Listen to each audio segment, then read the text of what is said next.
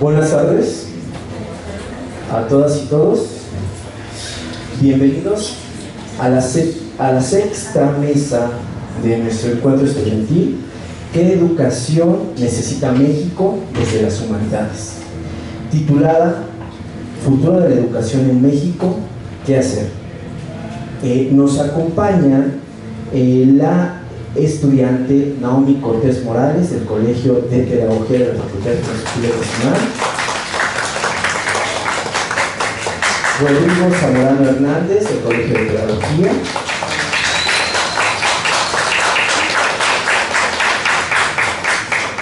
Héctor Enrique Castillo Dionisio del Colegio de Pedagogía,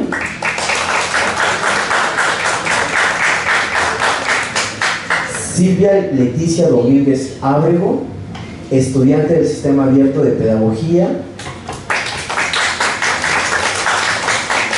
Ella también es maestra de Administración en Organizaciones y docente activa de la Universidad de Valle de México. Bueno, pues les voy a explicar cómo vamos a trabajar la mesa. Por una parte, yo voy a hacer una pequeña semblanza o explicación de por qué esta mesa sobre el futuro de la educación en México. Después, a cada una y a cada uno de sus compañeras y compañeros estudiantes van a tener entre 10 y 12 minutos para explicar o leer sus ponencias, y después vamos a hacer la siguiente dinámica. Desde la mesa vamos a plantear dos preguntas, pero al mismo tiempo también vamos a abrir el micrófono para que ustedes como público planteen preguntas, comentarios, y en ese sentido la mesa va a tratar de responder o a participar como parte de esta comunidad estudiantil de la Facultad de Filosofía y Letras de la UNAM. Bueno, para nosotros, construir este espacio de encuentro de estudiantes está muy relacionado con el tipo de educación que necesitamos en México. El debate, la discusión o la construcción de los proyectos educativos es algo que no termina, que siempre está en un constante debate, que está en una cuestión de estar debatiendo, discutiendo cuál es la educación que se necesita para las mexicanas, para los mexicanos, para los heterosexuales, para los intersexuales, para hombres, para mujeres, para los niños, para los jóvenes, para los viejos, porque lo que va a pasar en nuestra sociedad, que además acaba de salir varios artículos en la Gaceta de la UNAM, es la cuestión de que México está envejeciendo, ¿no? Y que ese bono demográfico de jóvenes, pues quién sabe qué pasó con él. Sin embargo, ante esas circunstancias y condiciones, el mundo de la pedagogía y de la educación también está llevando a repensar esta realidad educativa y pedagógica. En un país donde el porcentaje de la población en México sí tiene acceso a una educación básica de primaria, preescolar, primaria, secundaria y bachillerato, pero que tenemos que analizar cuáles son esos resultados, porque por ley todos tienen que pasar, porque por ley todos tienen que egresar, cuáles son los problemas que se han producido a lo largo de esas leyes, y que además las condiciones de qué condiciones tienen las niñas, los niños, los estudiantes y los maestros. Porque una forma retórica muy simplista de decir que los problemas educativos son culpa del maestro niegan la complejidad del proceso y del proyecto educativo de este país y de cualquiera. Tenemos que estar pensando en forma de sistemas, de totalidad, de multidimensionalidad, donde los factores económicos, políticos y culturales no sean retórica, sino que sean necesidad de comprender por qué, por ejemplo, el Producto Interno Bruto es fundamental que aumente para que mejore la educación, y no solamente la especulación de que el maestro es malo y por eso la educación está como está. Lo que necesitamos son apóstoles de la educación. ¿Qué pasa en ese tipo de cuestiones? ¿Qué pasa con nuestra educación? ¿Qué pasa con nosotros mismos? y qué educación necesitamos. Y por lo tanto, quienes podemos preguntarnos sobre qué es la educación, hacia dónde va, sus fines y además qué hacer, somos los que intervenimos en ella, que somos todas y todos, porque podemos considerar que la educación es un proceso de antropogénesis que inicia desde el momento en que el ser humano nace y termina en el momento en que fallecemos todos. Entonces no solamente ni la educación formal, ni informal o escolar, sino es el proceso de formación de los seres humanos y de los ciudadanos que necesita México, y frente a problemas tan fuertes de que no está sistematizada la formación política y que cualquiera nos puede venir a decir que vote por aquel porque le va a resolver los problemas, porque casi es el caudillo elegido o el partido elegido o la elegida. ¿Qué pasa sobre esta cuestión de la formación, la educación, la ciencia, la tecnología, las humanidades? ¿Qué necesitamos cambiar y qué necesitamos pensar? Y por eso esta última mesa de qué hacer. A continuación le voy a dar la palabra a Naomi Cortés Morales. El título de su ponencia se llama La escritura como arma de la liberación educativa.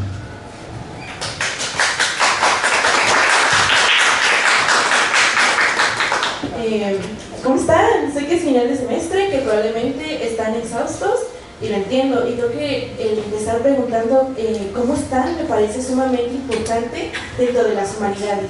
¿Y por qué? Porque creo que pensamos mucho como maestros, estudiantes de forma rígida, sin pensar que son seres humanos constantemente en construcción, en procesos de socialización, y que tienen algo detrás que los está construyendo, los constriñe tal vez.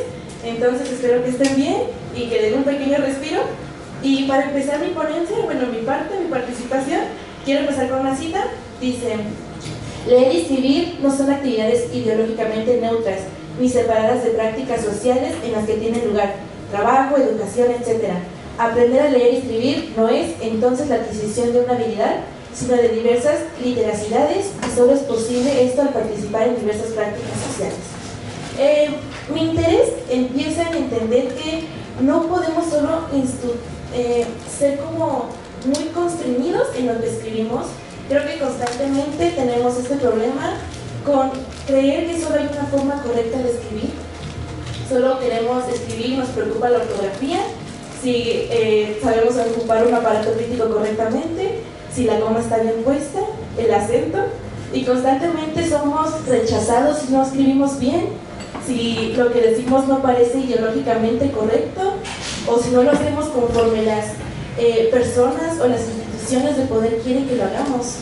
Y eso a mí me parece preocupante, porque generamos patrones de conducta y no generamos personas con criterio, personas que tengan la capacidad de criticar y de decir: esto no me parece, no está bien. Esto nace a partir de un momento donde yo me doy cuenta que entro a la universidad y lo primero que me piden es que haga ensayos, críticas, y me doy cuenta que no las sé hacer, que solo sé hacer trabajos de investigación y lo sé hacer muy bien, pero cuando me piden que ponga mi opinión me cuesta darla, y pienso qué es lo que el profesor quiere que yo diga y no qué es lo que yo quiero decir. Entonces creo que también debemos entender que estos procesos crean relaciones sociales, y las relaciones sociales son de poder. Es decir, respondemos a lo que otros quieren que digamos y escribamos. ¿Y por qué me enfoqué en la escritura? Y es porque después de pandemia nos damos cuenta que escribimos más de lo que hablamos a veces. Hay un ejercicio que me encanta hacer, y es: un día revisen cuántos mensajes al día mandan, y es parte de lo que escriben, y es parte de los procesos por los cuales socializan, interactúan con otras personas. Y tiene mucho que ver con los constructos y las personalidades que vamos formando entre los sujetos y entre los estudiantes y los profesores, porque en pandemia nos dimos cuenta que un grupo de WhatsApp es muy importante para crear enlaces y procesos de enseñanza-aprendizaje, y eso a mí me parece sumamente relevante, porque creo que muchas veces no nos damos cuenta de esto y lo tenemos tan normalizado que simplemente es parte de nuestra cotidianidad, pero no nos ponemos a analizarlo.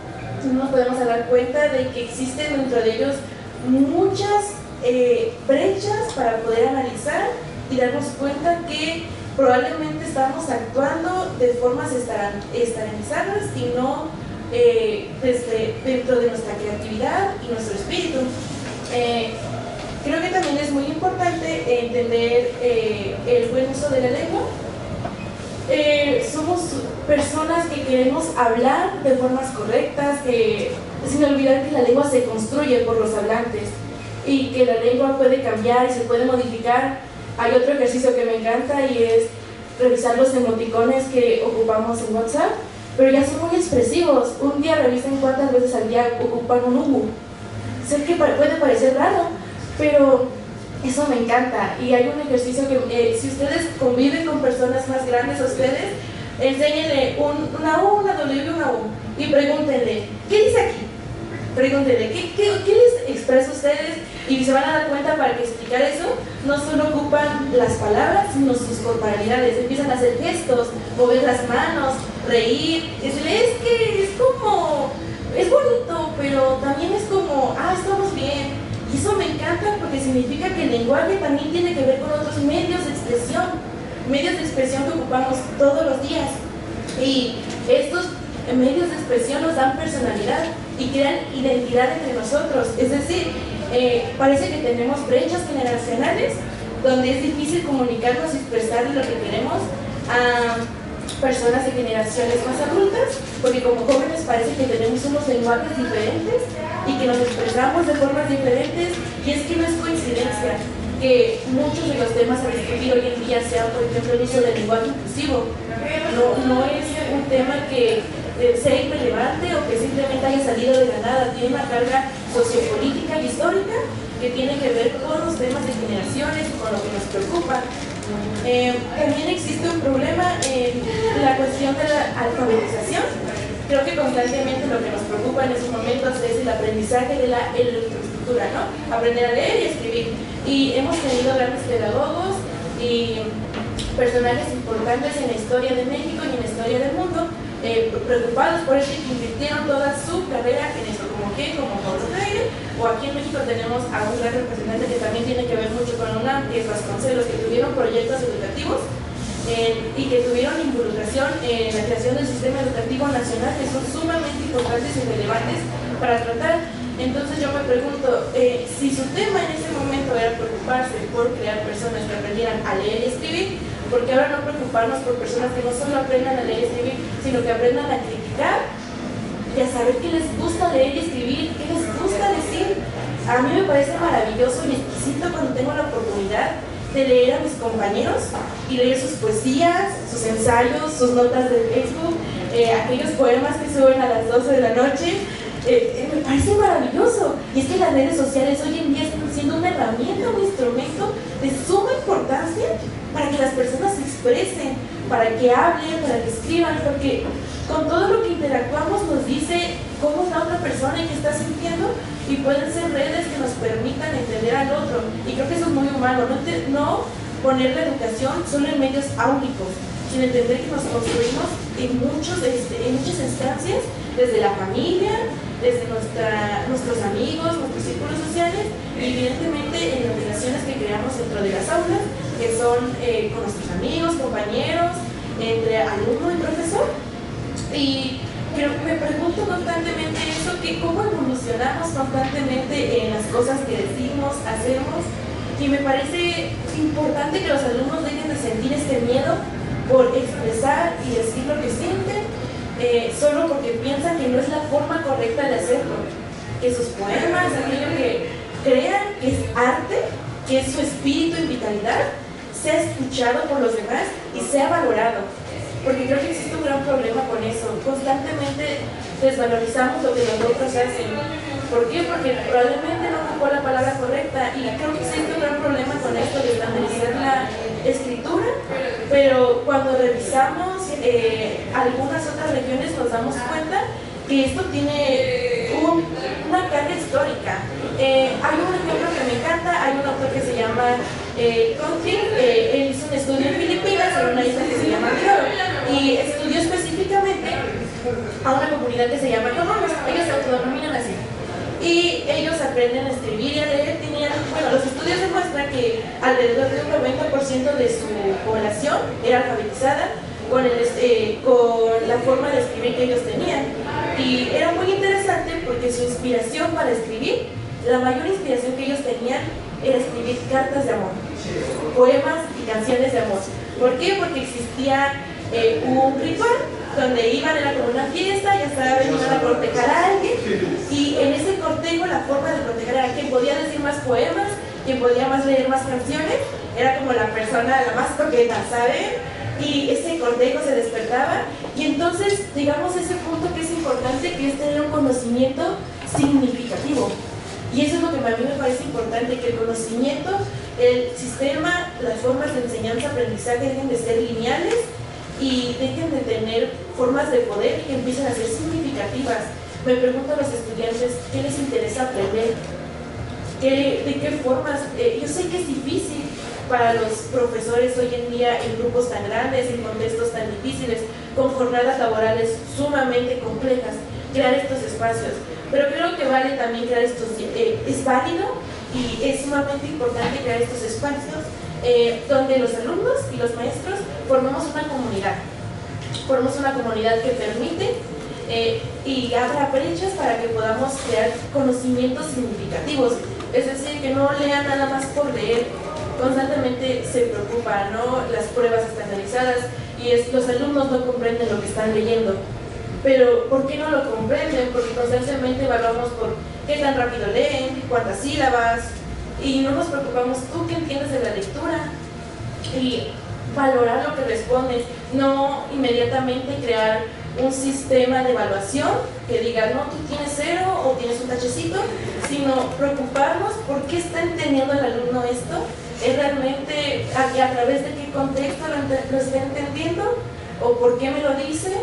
Y sé que es difícil crear esos enlaces de diálogo muchas veces porque a veces no existen los tiempos cuando somos tantos alumnos, pero me parece maravilloso que pedagogos, pedagogas, educadores y muchas otras áreas estén preocupados y que se abran justamente estos espacios para preguntarnos eso. Yo sé que a mí me parecerá maravilloso que el día de mañana que ustedes estén en una aula recuerden algo de lo que estemos diciendo aquí y se atrevan a cuestionar lo que está diciendo el profesor o la profesora desde lo que ustedes han aprendido.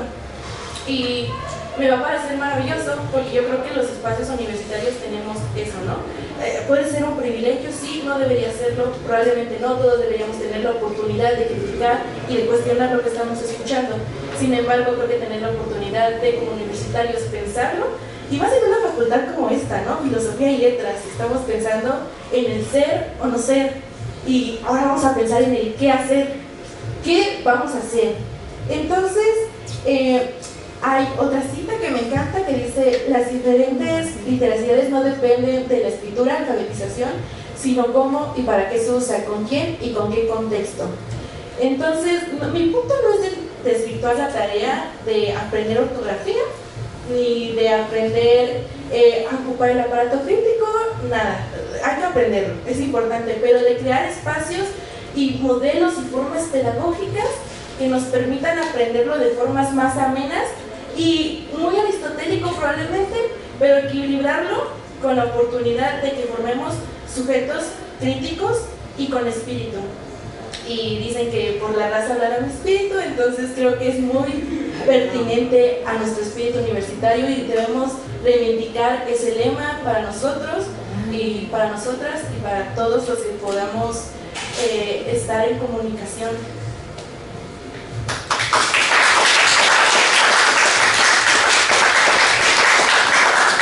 Muchas gracias, Naomi. Ahora le vamos a pasar el micrófono a Rodrigo Zamorano Hernández, que tituló su trabajo La utopía educativa no se puede tocar sin un hombre que la construya. Hola.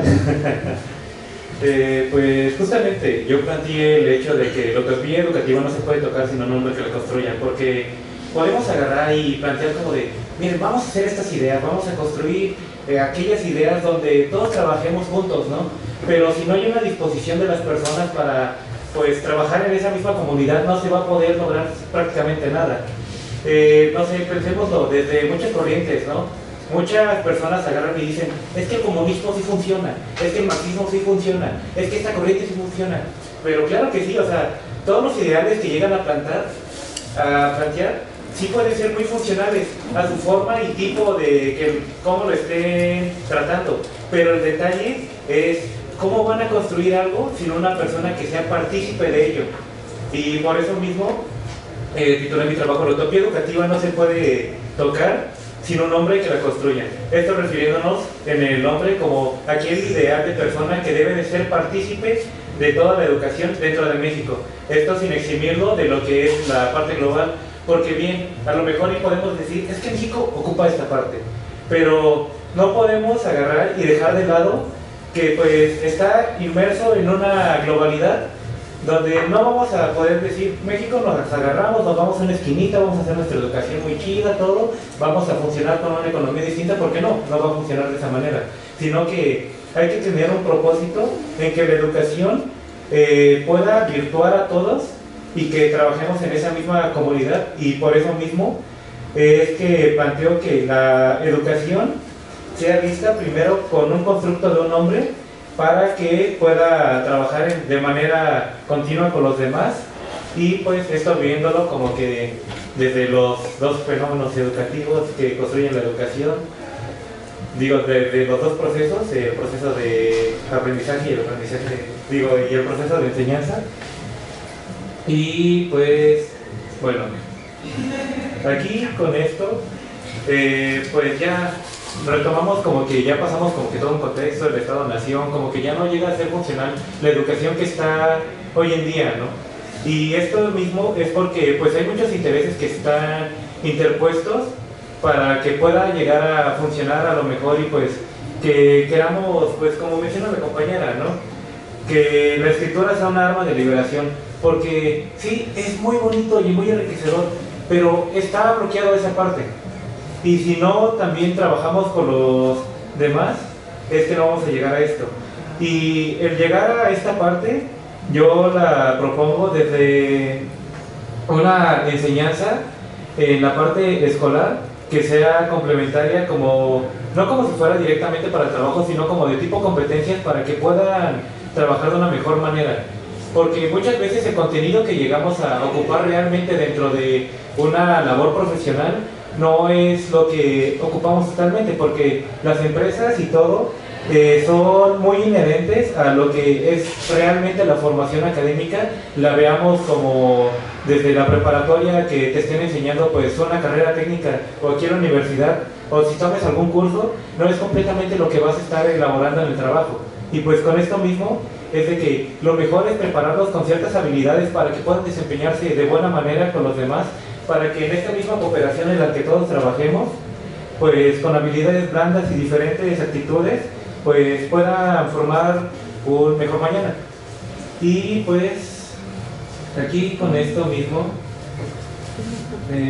también planteo el hecho de que la educación no solamente sea complementaria con la escuela, sino que también así veámoslo como de que en un cierto momento pues todas las personas tengan una cooperación, ¿no? Que difundamos la educación no solamente por lo formal, porque esto va a ser un punto muy limitado en esta propuesta educativa, ¿no? Sino que sea pues como lo informal y como lo no formal. Esto ya sea por la televisión, por redes sociales, o sea, actualmente la tecnología, si retomamos a la mesa anterior que llegó a pasar, tiene un alcance pues cuanto menos grandioso, o sea, y hasta incluso no necesariamente tiene que ser la tecnología, ¿no? Porque la tecnología puede ser cualquier ridículo avance, como pensemos ahorita la misma silla donde ustedes están sentados, eso es un avance tecnológico que nosotros llegamos a tener, o la misma comunicación y el lenguaje conforme nosotros vamos teniendo, eso es un avance pues en cierta medida tecnológico en el cómo nos vamos interrelacionando todos, y pues teniendo como tal, pues sí, un poco de fe en las personas de que vayan cooperando, pero esto tratando de disponer a las personas en que trabajen en conjunto, en que pues a lo mejor y pues la misma educación se vaya pasando de boca a boca, porque es una de las maneras más efectivas en las que se puede lograr un cambio. Y pues esto trabajándolo desde un ideal de equidad, obviamente pues en el que pues la construcción de la educación sea hecha desde que todos tenemos necesidades distintas, porque bien podemos decir la igualdad es lo mejor, pero no, muchas veces la igualdad no llega a ser lo mejor, porque no todos necesitamos lo mismo, y con esto mismo se nos imposibilita a muchas personas pues aprender de cierta manera o agarrar y tomar ciertas habilidades, porque no todos somos iguales y eso es muy real. Y pues con esto mismo, con una educación equitativa, y pues esto también pensándolo en una complementación de lo que es la parte educativa, porque muchas veces hasta pensando en esta misma universidad, pues tenemos el fenómeno en que la educación es poder, ¿no? Y pues ya se llega a saber mucho. Pero la parte de conocimiento solamente se queda inmersa dentro de unos pocos. Y pues este mismo conocimiento no llega a ser compartido con todas las demás personas. Y como este mismo conocimiento, pues es como de, no, pues es que nosotros somos la máxima casa de estudios. Y pues se queda con este punto, y pues, ¿por qué no a lo mejor y agarrar? Y en vez de reírnos de las escuelas patitos que está haciendo el PG o cosas así, sino que simplemente agarrar y decir, ¿por qué no te parece que te compartimos lo que nosotros hemos avanzado, lo que hemos hecho y realizado, para que esta misma educación que llegan a tener todas las personas se desarrolle de una mejor manera y no actuar de una manera pues sí tan egoísta y elitista? Sé que es algo que va a construirse poco a poco, pero pues es algo lograble. La verdad es que pues justamente veo y menciono que es esta utopía, porque pues esta misma utopía nos sirve no para tocarla, sino para seguir caminando. Lo importante es en el cómo vamos a seguir avanzando y qué vamos a hacer, porque podemos decir, es que vamos a trabajar para una educación para el futuro, sí, ok, pero pues el futuro la verdad ahorita es muy incierto, y lo mejor que podemos hacer es estar predispuestos para poder trabajar como personas unidas y pues ser lo más funcional a partir de grupos, y pues con estos mismos grupos ir revalorizando lo que son los grupos sociales, porque, no sé, pensémoslo aquí en las carreras, en profesiones, en diferentes medios, no sé, ahorita a lo mejor pensamos, pues, no, los ingenieros ganan mucho, los de humanidades no ganan y pues apenas sobreviven comiendo, ¿no? Pero esto es justamente por el papel que se le llega a dar dentro de la sociedad, porque en verdad todos llegamos a tener una importancia que pues es sumamente relevante, ¿no? Y pues si se llega a generar pues poco a poco esta comunidad, hasta el hecho de trabajar en conjunto las personas, formar pequeños grupos que pues apelen a los intereses de todos, pues se va a poder ir poco a poco conociendo el qué quieren las otras personas, y con esto mismo trabajar en conjunto y con ello pues ir planteando nuevas perspectivas desde dónde vamos a hacer y qué queremos hacer, y justamente la consideración de un conocimiento compartido y pues apelar a un hombre que construya aquel futuro que se quiere.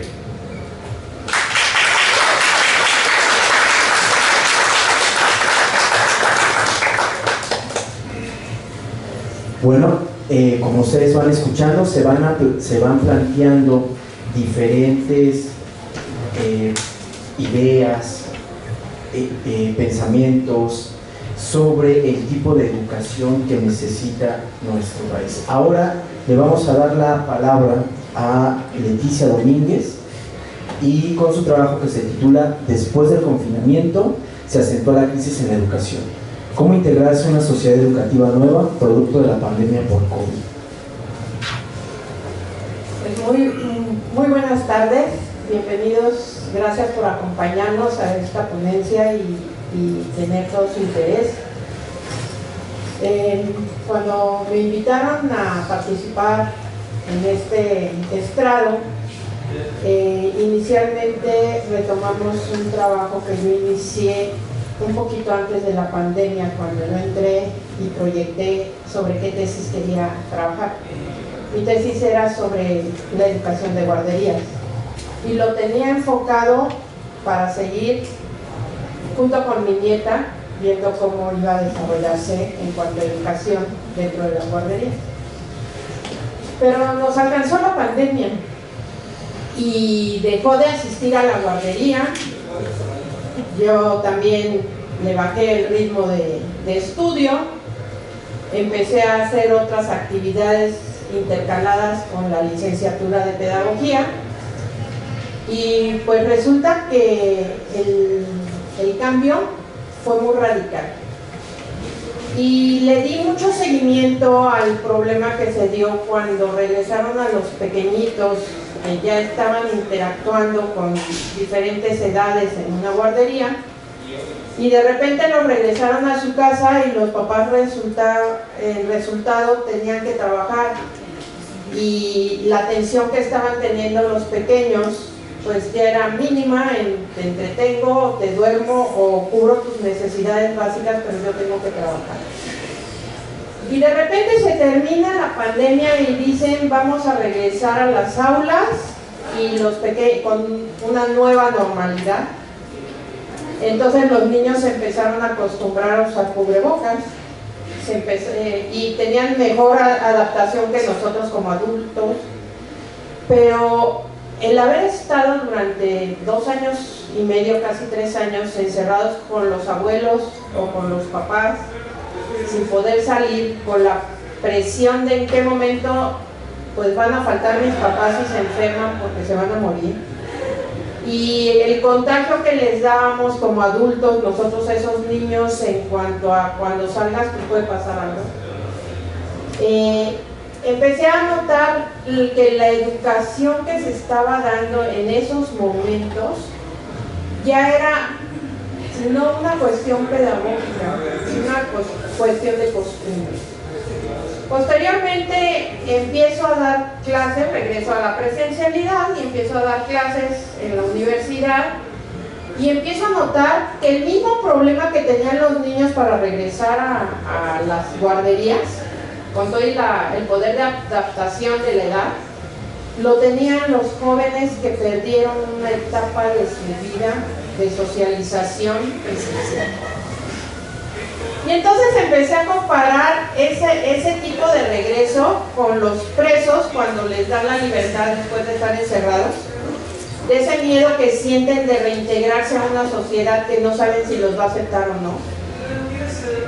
Y nos damos cuenta que esos niños de 3 años tenían ese problema, que esos jovencitos que estudiaron toda su preparatoria en línea y que de repente regresan al salón de clases tienen ese mismo problema, y que tienen miedo de cómo me van a recibir. No me sé adaptar, perdí esa facilidad o ese periodo que tienen que vivir socialmente en ver a qué grupo me voy a integrar. Y entonces el grupo al que me estaba yo integrando pertenecía a una pantalla. Lo que me querían mostrar, una imagen. Los grupos de WhatsApp. ¿Qué me contestan? Y si me contestan más o menos lo que yo quiero oír, pues con ellos sigo chateando. Si no, no me parece que me critiques y me cansa. Pero cuando los tienen que ver de frente, cuando ya tienen que sentarse uno al lado del otro en un aula, empieza ese miedo. Y nos pasó algo muy curioso. Estudiantes de psicología que estudiaron el principio de su carrera en el área a distancia, cuando regresaron nos reclamaban como docentes: maestros, es que ustedes no nos comprenden, tenemos muchas aprensiones, tenemos mucho miedo, nosotros no podemos, ustedes quieren que les contestemos, que desarrollemos temas, que entendamos, no comprendemos lo que estamos leyendo porque ya no leemos una hoja de papel, leemos a través de una pantalla. Entonces la comprensión de lectura se reduce a 3 o 4 palabras de lo que estoy buscando y lo que estoy encontrando. Ya no comprendo lo que están escribiendo. Lo que decía Naomi es cierto, me baso a la imagen, me baso a muchas cosas, pero no comprendo, no tengo la comprensión de un papel. Y cuando les dijimos, ok, no los comprendemos, pero ustedes están estudiando psicología. Y resulta que quieren entrar a dar psicología clínica. ¿Y qué les va a pasar cuando ustedes escuchen a una persona que intenta suicidarse porque sus problemas son tremendamente problemáticos y graves a comparación que su problema de ustedes es saber qué voy a desayunar hoy, porque es una universidad privada? Ni siquiera cuánto me va a costar el desayuno, sino mi problema es saber qué quiero desayunar hoy de lo que hay alrededor. Y eso les está causando incertidumbre. Entonces, cuando escuchen a una persona que me quiero suicidar porque mi familia se desintegró, porque murieron los papás, porque no tengo trabajo ni puedo entrar a trabajar, ¿cómo lo vas a ayudar? Eres psicólogo, estás por salir, quieres trabajar en clínica. No puedes manejar tu aprensión o tu problema al estar dentro de un salón de clases porque te da miedo estar cerca de otra persona. No me quiero imaginar qué tipo de psicólogo vas a ser. Y cuando les dices eso, se quedan ellos y te dicen, no, discúlpeme maestra, es que usted no entiende, todo cambió después del COVID. No, sí los entendemos. Y cuando preguntamos qué futuro tiene la educación en México, y pensamos en esos presos que están reinsertándose a la sociedad, pensamos en esos jóvenes que están entrando ahorita a una nueva etapa, a una nueva forma de vida que estamos compartiendo todos, para todos es una nueva forma de vida. Pensamos en esos niños que van a entrar a una primaria actualmente y que estuvieron encerrados y que ahora le tienen miedo a jugar con el amiguito, o que no saben hablar, porque la abuelita o la mamá les adivinaba todo y ya tienen que aprender no solamente a hablar, sino a leer y a escribir, y ni siquiera los entendemos. Podemos decir que primero tenemos que enfocarnos a cuál es el problema de la educación en México. Si no identificamos los problemas, no vamos a encontrar nunca una solución. Y esto me lleva a recapacitar sobre otro rubro. ¿Realmente identificamos los problemas de la educación?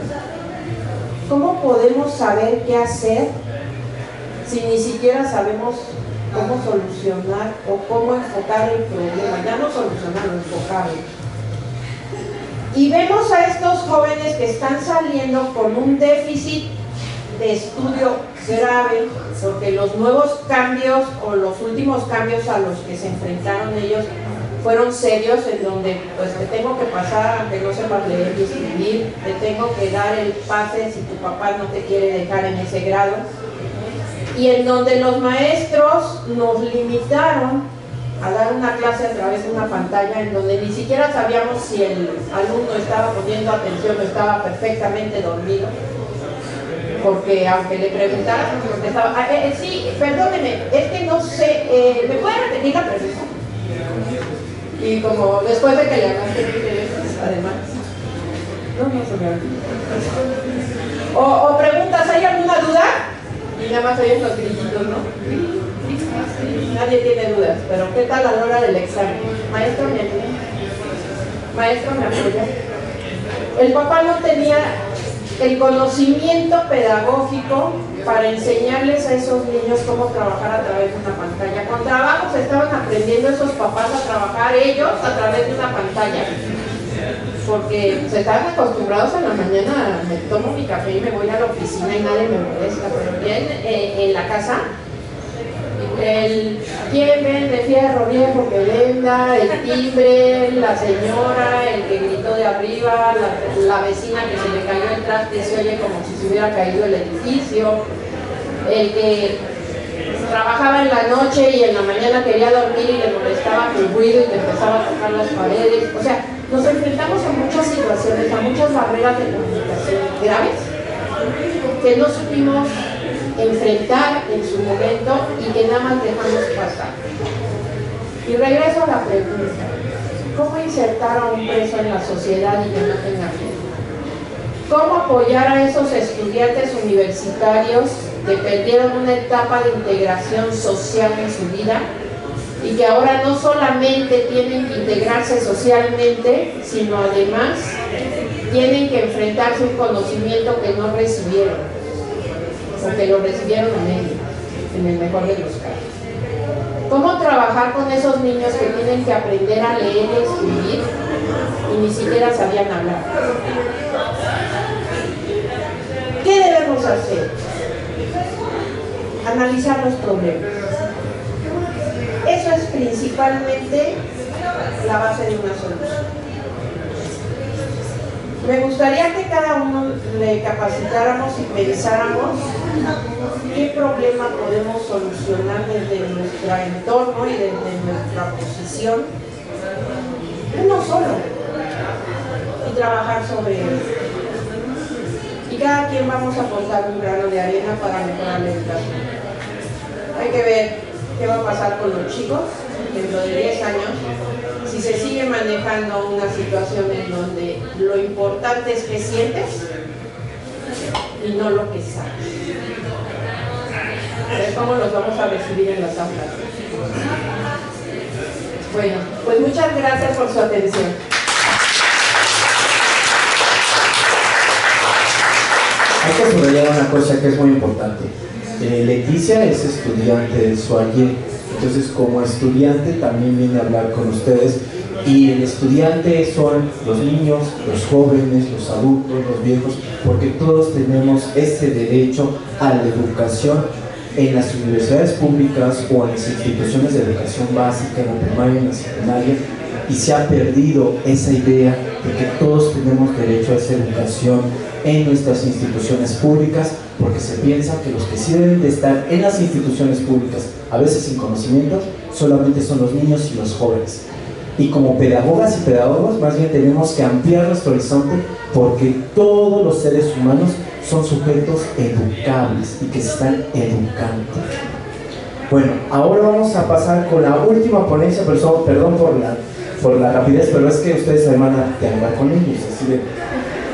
Y entonces es importante esta relación y esta escucha.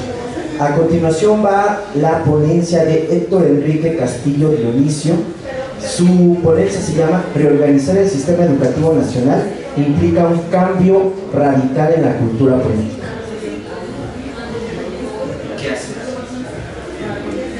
Buenas tardes. Bueno, mi propuesta tiene un enfoque intercultural basado en las ideas de Catherine Walsh y Eduardo López, principal de los diferentes teóricos que yo pretendo para hacer la propuesta. Para justificar mi propuesta creo que es necesario primero hacer un diagnóstico sobre cuál es el problema o la situación que la propuesta va a atender. Y en ese sentido es que yo retomo que la educación desde finales del siglo XX, más bien del entorno en el que se desarrolla la educación desde finales del siglo XX, ha sido de caos, porque precisamente en esa época hubo grandes cambios en la forma en cómo se venía organizando la sociedad y la humanidad en general. Entonces empieza a hablarse de que justo en ese momento empiezan a ser una nueva época, es decir, que todo lo anterior estaba empezando a morir. La figura del mundo de la modernidad, que era la que había dominado desde el siglo XVII, empezó a perder fuerza y nuevas figuras del mundo empezaron a ganar relevancia. Y estas nuevas figuras del mundo empezaron a dar explicaciones alternas a las que daba la modernidad. Esto trajo que se perdiera el núcleo que cuestionaba el entorno social, porque precisamente la modernidad era como una especie de núcleo sobre el cual se construía todo lo que se hacía. El hecho de perder este centro trajo un periodo de caos que estuvo marcado por el relativismo y la idea de que todo valía. La escuela surgió gracias a esta idea de modernidad. Entonces, si había un caos o la figura de modernidad empezara a perder fuerza, la escuela también se veía arrastrada a este caos. Entonces, lo que provocó es que las nuevas figuras del mundo no pudieran vencer del todo a la idea de modernidad y que la idea de modernidad empezara a perder la fuerza que tenía antes. Esto lo que provocó es que hubiera una especie de confrontación entre las distintas formas de entender el mundo en esta nueva época que estaban haciendo. Es decir, lo que se dice de que lo viejo no acaba de morir y lo nuevo no acaba de nacer. Entonces, en este contexto es que empieza a haber confrontaciones entre las distintas figuras del mundo que intentan imponerse una a otra. Por lo cual el entorno en el que se desarrolla la educación desde entonces es de confrontación, ya que cada grupo de la sociedad, digamos, se apropia de una figura del mundo y trata de imponer esa figura del mundo a todos los demás. Entonces la convivencia se vuelve complicada, ya que hay un ánimo de confrontación constante y la lucha por apropiarse de los lugares de poder para imponer desde ese lugar su visión del mundo empieza a impregnar todo el entorno escolar. Este ambiente de confrontación impacta en la escuela y corrompe las funciones que tenía la modernidad, que era la función formativa es decir, la función de formar personas, y una función social, que era la de favorecer la convivencia entre todos, es decir, formar una comunidad. Ahora, como el entorno es de confrontación, estas dos funciones se han corrompido. La función formativa se ha convertido en el frente de batalla donde cada grupo busca imponer su visión del mundo, porque dentro de esa función formativa está el currículum y la filosofía escolar. Es decir, si tú apropias del currículum, puedes imponer desde ahí tu visión del mundo. Y a la vez, el entorno de confrontación impide que haya un proceso de socialización, es decir, impide que haya una convivencia armónica entre todas las personas que viven en esa comunidad y que se supone la escuela debería de favorecer. En México, la educación está centralizada. Es la Secretaría de Educación Pública la que se encarga de dictar todo lo que se refiere a educación. Entonces, desde la Secretaría del Estado, o sea, desde el propio Estado, se impone un currículum nacional, se determina el presupuesto, se determina cómo se va a certificar el estudio, se define la política educativa y en general todo lo que tiene que ver. Y entonces gran parte de las sociedades o de las características locales quedan apartadas precisamente porque hay una visión centralista de la educación que esperan hacer. Entonces, el grupo que es el grupo gobernante en cada momento tiene básicamente la carta abierta para decidir cuáles deben ser los valores de la educación para todos los que habitamos en el país. Entonces, ese grupo gobernante, que también está en el Congreso y en diversos grupos de poder, son los que deciden qué educación es la que requieren todos. No hay un diálogo con las comunidades más pequeñas o no hay matices con respecto a la situación de cada localidad o de cada región. Entonces la mayoría de la población queda excluida de las decisiones educativas. Y en este sentido son los grupos de presión que están representados por organizaciones no gubernamentales, por corporaciones empresariales, por asociaciones civiles o sindicales, las que tienen el poder real para imponer su visión del mundo. Es decir, son de ellos los que tienen las armas para entrar en esta batalla y tener algún tipo de influencia en la legislación, en el grupo político que tiene el poder en ese momento. Entonces, dependiendo de quién gane esos espacios de poder político y quién haya sido su aliado, cada grupo tendrá más o menos poder de decisión en el campo educativo. Así son las élites las que tienen el poder para financiar estos grupos, las que deciden qué figuras del mundo son las que vale la pena rescatar y cuáles no. Cada nuevo gobierno busca imponer así su visión del mundo a través de reformas, de leyes, de política educativa, pero a la vez todos estos cambios no duran mucho porque solamente duran lo que dura un gobierno. Es decir, cada que llega un nuevo gobierno se hace un cambio y entonces no hay proyecto a largo plazo. Y entonces cada nuevo gobierno o cada periodo seccional hay una nueva figura del mundo que trata de imponer. Es decir, siempre está en constante lucha. Entonces, si siempre estás en constante lucha, no hay tiempo real para que te plantees cuáles deben ser los valores de la educación o cuál debe ser el sujeto que tú quieres formar a largo plazo, ¿no? Todo poquito. Y entonces, pues de por si un sexenio dura 3 años, los 3 primeros años son de lucha política por imponer esas reformas y los otros 3 son de planeación o de hacer las resistencias que se van haciendo y al final no se hace ningún cambio, es decir, todo se queda igual.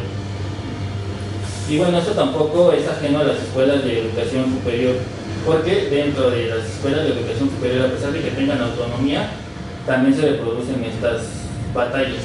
Es decir, en las universidades también hay grupos élites que buscan imponer su propia visión del mundo a todos los que están ahí. Es decir, es un problema que abarca todo el sistema educativo. Entonces siempre hay un conflicto en el país, o sea, el sindicato contra la coordinadora, el partido del gobierno contra el partido de oposición, o si es más importante una visión nacionalista o una visión internacional. Siempre está como este conflicto.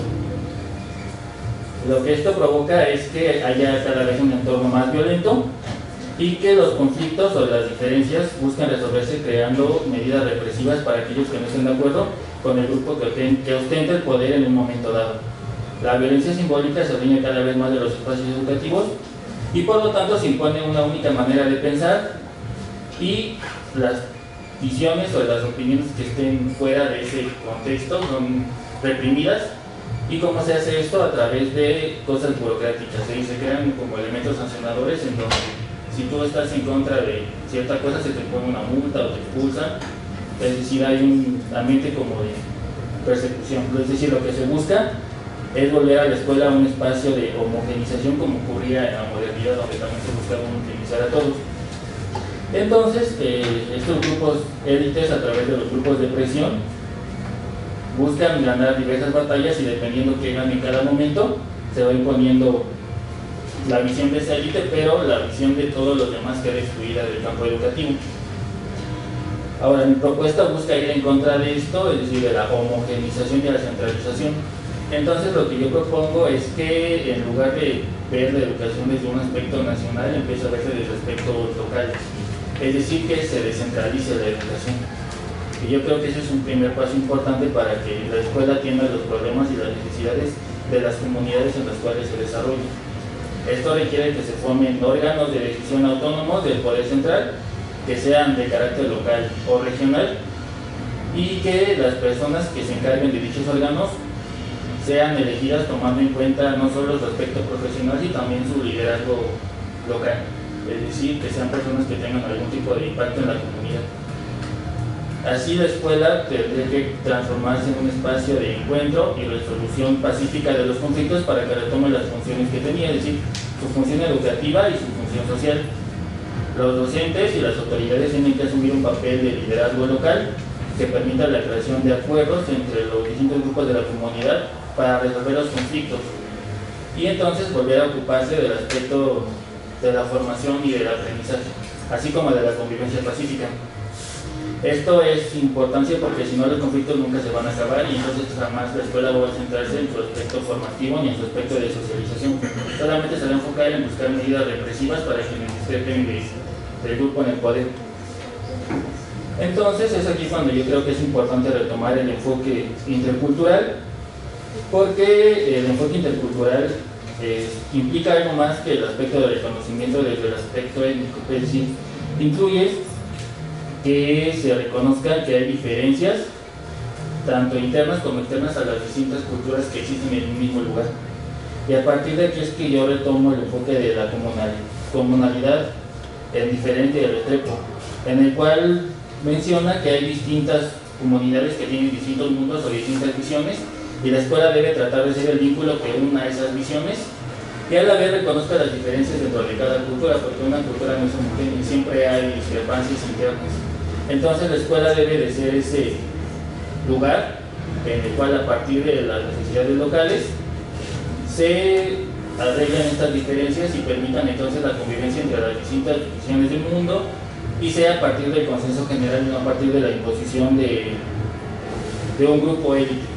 Lógicamente esto requiere un cambio en la cultura política porque implica que desde el centro se libere el poder y se traslade a espacios locales y sean los líderes desde esas localidades los que asuman el papel de hacer el currículum y de plantearlo con base en las necesidades de cada localidad, a la vez como serían líderes de diferentes sectores, o sea, no nada más sociales, o también podrían ser empresariales o de otros sectores, podrían cada uno imprimir una visión que permita un consenso general entre todos. Es decir, lo que yo propongo en sí es democratizar la forma en cómo se organiza la educación en el país.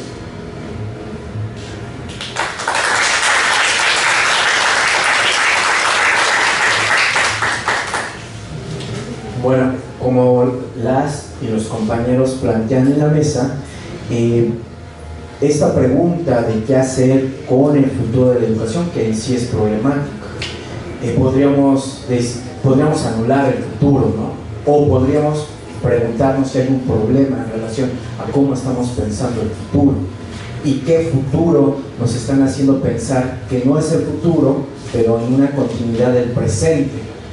Ahí hay problemas de la concepción del tiempo, de la conciencia del presente y al mismo tiempo esta cuestión de preguntarnos, bueno, ¿qué educación? La educación, la dimensión solamente didáctica, la dimensión solamente, Leti preguntaba esta cuestión de nada más lo emocional es lo que nos debe de preocupar. Entre más nos preocupa, más nos enfermamos emocionalmente. Entonces, ¿qué es lo que ocurre? O ya no nos preocupamos por lo emocional. ¿Cuáles mediaciones o qué es lo que tenemos que poner sobre la mesa de hablar sobre la educación como proyecto económico, político, tecnológico, cultural, donde no solamente están parados los pedagogos, sino están parados políticos, están parados empresarios, están parados las diferentes élites de este país, están parados en el límite los maestros que viven en un estado de explotación y que se convierten en objeto para reproducir lo que otros les imponen, aunque hoy la moda se diga que es una escuela humanista con el plan de estudios 2022 que impone el gobierno, pero que le pone a los maestros 3 actividades más laborales, que es investigar, que es difundir y gestionar esos recursos y además seguir dando docencia. Y en esta universidad, como en cualquier lado, esas diferentes funciones, esos diferentes trabajos se le paga a la persona por hacer esas funciones, pero que ahora nos endulzan el oído diciendo de que lo haga porque es el superhéroe, es el padre, es el mártir que hay que seguirlo martirizando. En realidad, ¿quiénes somos? ¿En dónde estamos? ¿Qué es esta cuestión de la educación? Y en esto empezaríamos las preguntas. ¿Qué educación necesitan los pueblos y las sociedades en México para resolver sus problemas sociales? Preguntándonos primero cuáles son los problemas, como decía Leti, porque si mi problema es solamente una cuestión emocional, quizá ese problema emocional está determinado por una condición realmente económica o cultural. Entonces, ¿cuáles son los problemas sociales de vida de nuestra cotidianidad? Otra pregunta que les ponemos sobre la mesa es: ¿cuáles son los cambios necesarios para transformar a las y los mexicanos y al sistema educativo nacional? Solamente repetir lo que viene de las teorías extranjeras del siglo XIX, ya sea John Dewey o ya sea la pedagogía crítica de Estados Unidos, y no nos preguntamos cuáles son nuestros problemas. ¿Qué es lo que pasa cuando se detiene el metro de ayer y no sabemos qué es lo que está ocurriendo? Y se quedan hasta nuestros ponentes allá atorados y dices, algo está ocurriendo en nuestra realidad. Y está relacionado con nuestra educación, porque pensamos que no es educativo, pero claro que tiene una dimensión educativa. ¿Cuál es esa visión del mundo que se nos ha impuesto? Entonces, pasamos a ustedes sus preguntas, comentarios, qué piensan de lo que han planteado diferentes posiciones en la mesa. ¿Quién quisiera empezar?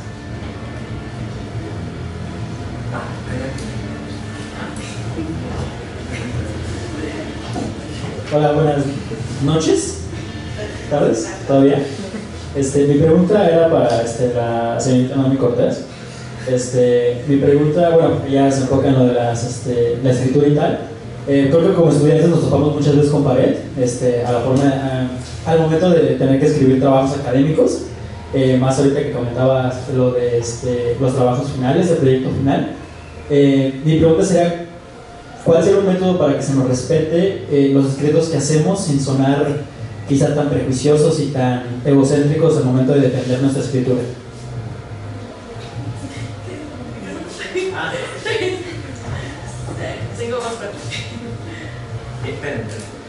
¿Alguien más? Hacemos como una ronda de preguntas y si no, ya les respondo. ¿Alguien más alguna pregunta? Allá y después adelante con el compañero.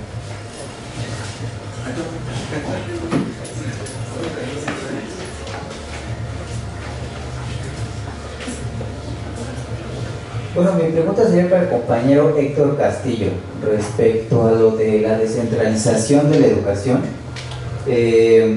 Quisiera preguntar, ¿tú qué piensas respecto a la corrupción que hay dentro del gobierno? Porque sí hay una solución ahí, como descentralizar la educación para que cada comunidad pueda tener, pues como dices, representantes dentro de la misma comunidad para que sepan cuáles son las necesidades de la educación cada una de esas comunidades, pero la corrupción, ¿cómo podremos combatirla? Porque como sabemos, en el gobierno la corrupción está a todo lo que da, aun cuando digan en este nuevo gobierno que ya no hay corrupción, pues la verdad es que podría ser que hay una diferente tipo de corrupción, pero sigue habiendo corrupción.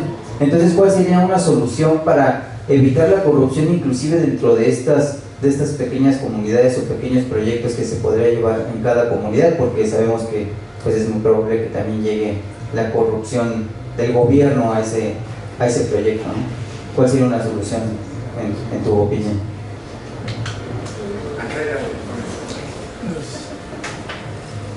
Hola. Bueno, pues yo sería una pregunta como generalizada para todos, ya que no sé qué tanto se toma en cuenta el pasado en este caso de aquí de México, en cuanto a educación. Sabemos que antes había dos tipos de educación, para la élite y para la gente normal. Entonces, en cuanto a ese contexto, en el caso, por ejemplo, para Rodrigo, o sea, ¿qué tanto se conoce, en este caso, si en ese momento llegaba o había una utopía en cuestión de educación? En el caso de Enrique, ¿qué tanto en cuestión política en ese momento se manejaba y qué tan bien o tan mal estaba? En el caso para Naomi, por ejemplo, en cuestión de jeroglíficos o lo que se manejaba, ¿qué tanto se utilizaba en ese momento para poder comunicarse con los demás entre culturas? Y en el caso, por ejemplo, para Leticia, en cuestión de, bueno, sabemos que se manejaba más lo espiritual. Contabas de que, bueno, es difícil, ¿no?, la conexión entre separarse después de un momento. Digo, en ese momento desconozco, pero ¿qué tanto se puede retomar o se ha retomado de acuerdo a la educación que tuvimos antes a este momento para poder llegar, digamos, a algo mejor?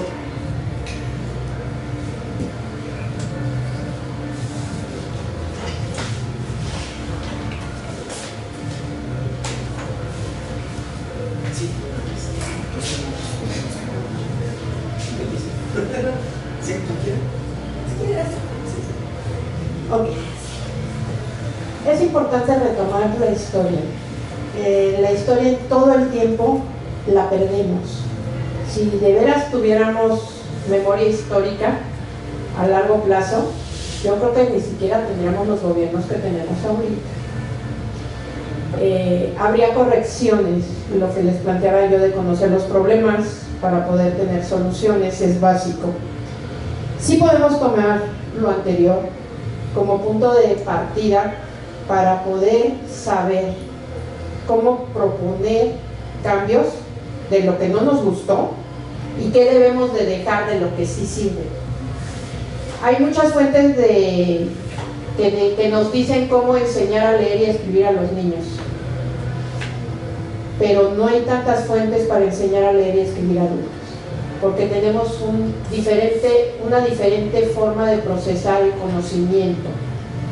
Yo le comentaba al maestro cuando llegué, a mí me interesó estudiar pedagogía. Yo empecé a estudiar la licenciatura cuando cumplí 50 años y estudié administración porque siempre trabajé en área administrativa. Entonces dije, bueno, ok, puedo hacer un examen general de conocimientos, me van a dar un título, pero quiero saber qué tengo que aprender, porque lo hago sin saber por qué.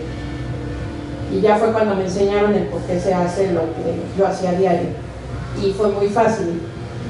En pedagogía lo aplicas igual. ¿Cómo aprendes? En función a qué conocimientos te basas para de ahí partir a un nuevo conocimiento. Y sucede con los niños chiquitos, sucede con los adultos, con los adolescentes. Los adolescentes son un poquito más retadores en tratarte de demostrar que lo que tú les dices no es así, pero se basan en su propio conocimiento. Entonces, la historia, retomar lo anterior para de ahí partir a un nuevo conocimiento es básico. Independientemente de la política, independientemente de cualquier cosa, cualquier conocimiento se tiene que basar en algo que tú sabes que quieres aprender cuando menos. ¿Sí? No puedes pedir un conocimiento y adquirirlo si no sabes ni siquiera para qué te va a servir. Un niño sabe que debe de aprender a leer y a escribir porque va a poder leer los letreros, porque va a poderse comunicar. Yo creo que sí, es importante la historia. Ok, son dos preguntas, entonces voy a tratar de ser lo más rápido posible y voy a contestarlas de hecho en línea. Para empezar, lo de la historia me parece importante porque tocas esos temas y uno es, dijiste la élite y luego dijiste la educación normal. ¿Y qué es la educación normal, no?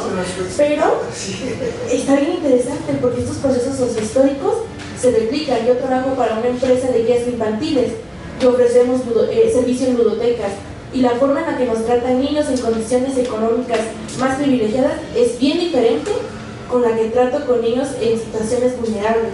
Me tratan los niños como si fuera una empleada, y lo soy, pero hasta el decir por favor, pero tienen una educación diferente como lo marcas, porque he tenido niños a nivel primaria que han leído libros que yo leí hasta prepa, ya desde ese momento me doy cuenta de la diferencia que existe, porque los niños en situaciones vulnerables, por ejemplo, no están preocupados si van a aprender a leer o escribir, están preocupados que van a comer mañana, si va a haber trabajo, si van a poder ir a trabajar en la pizca, o si va a haber cosecha.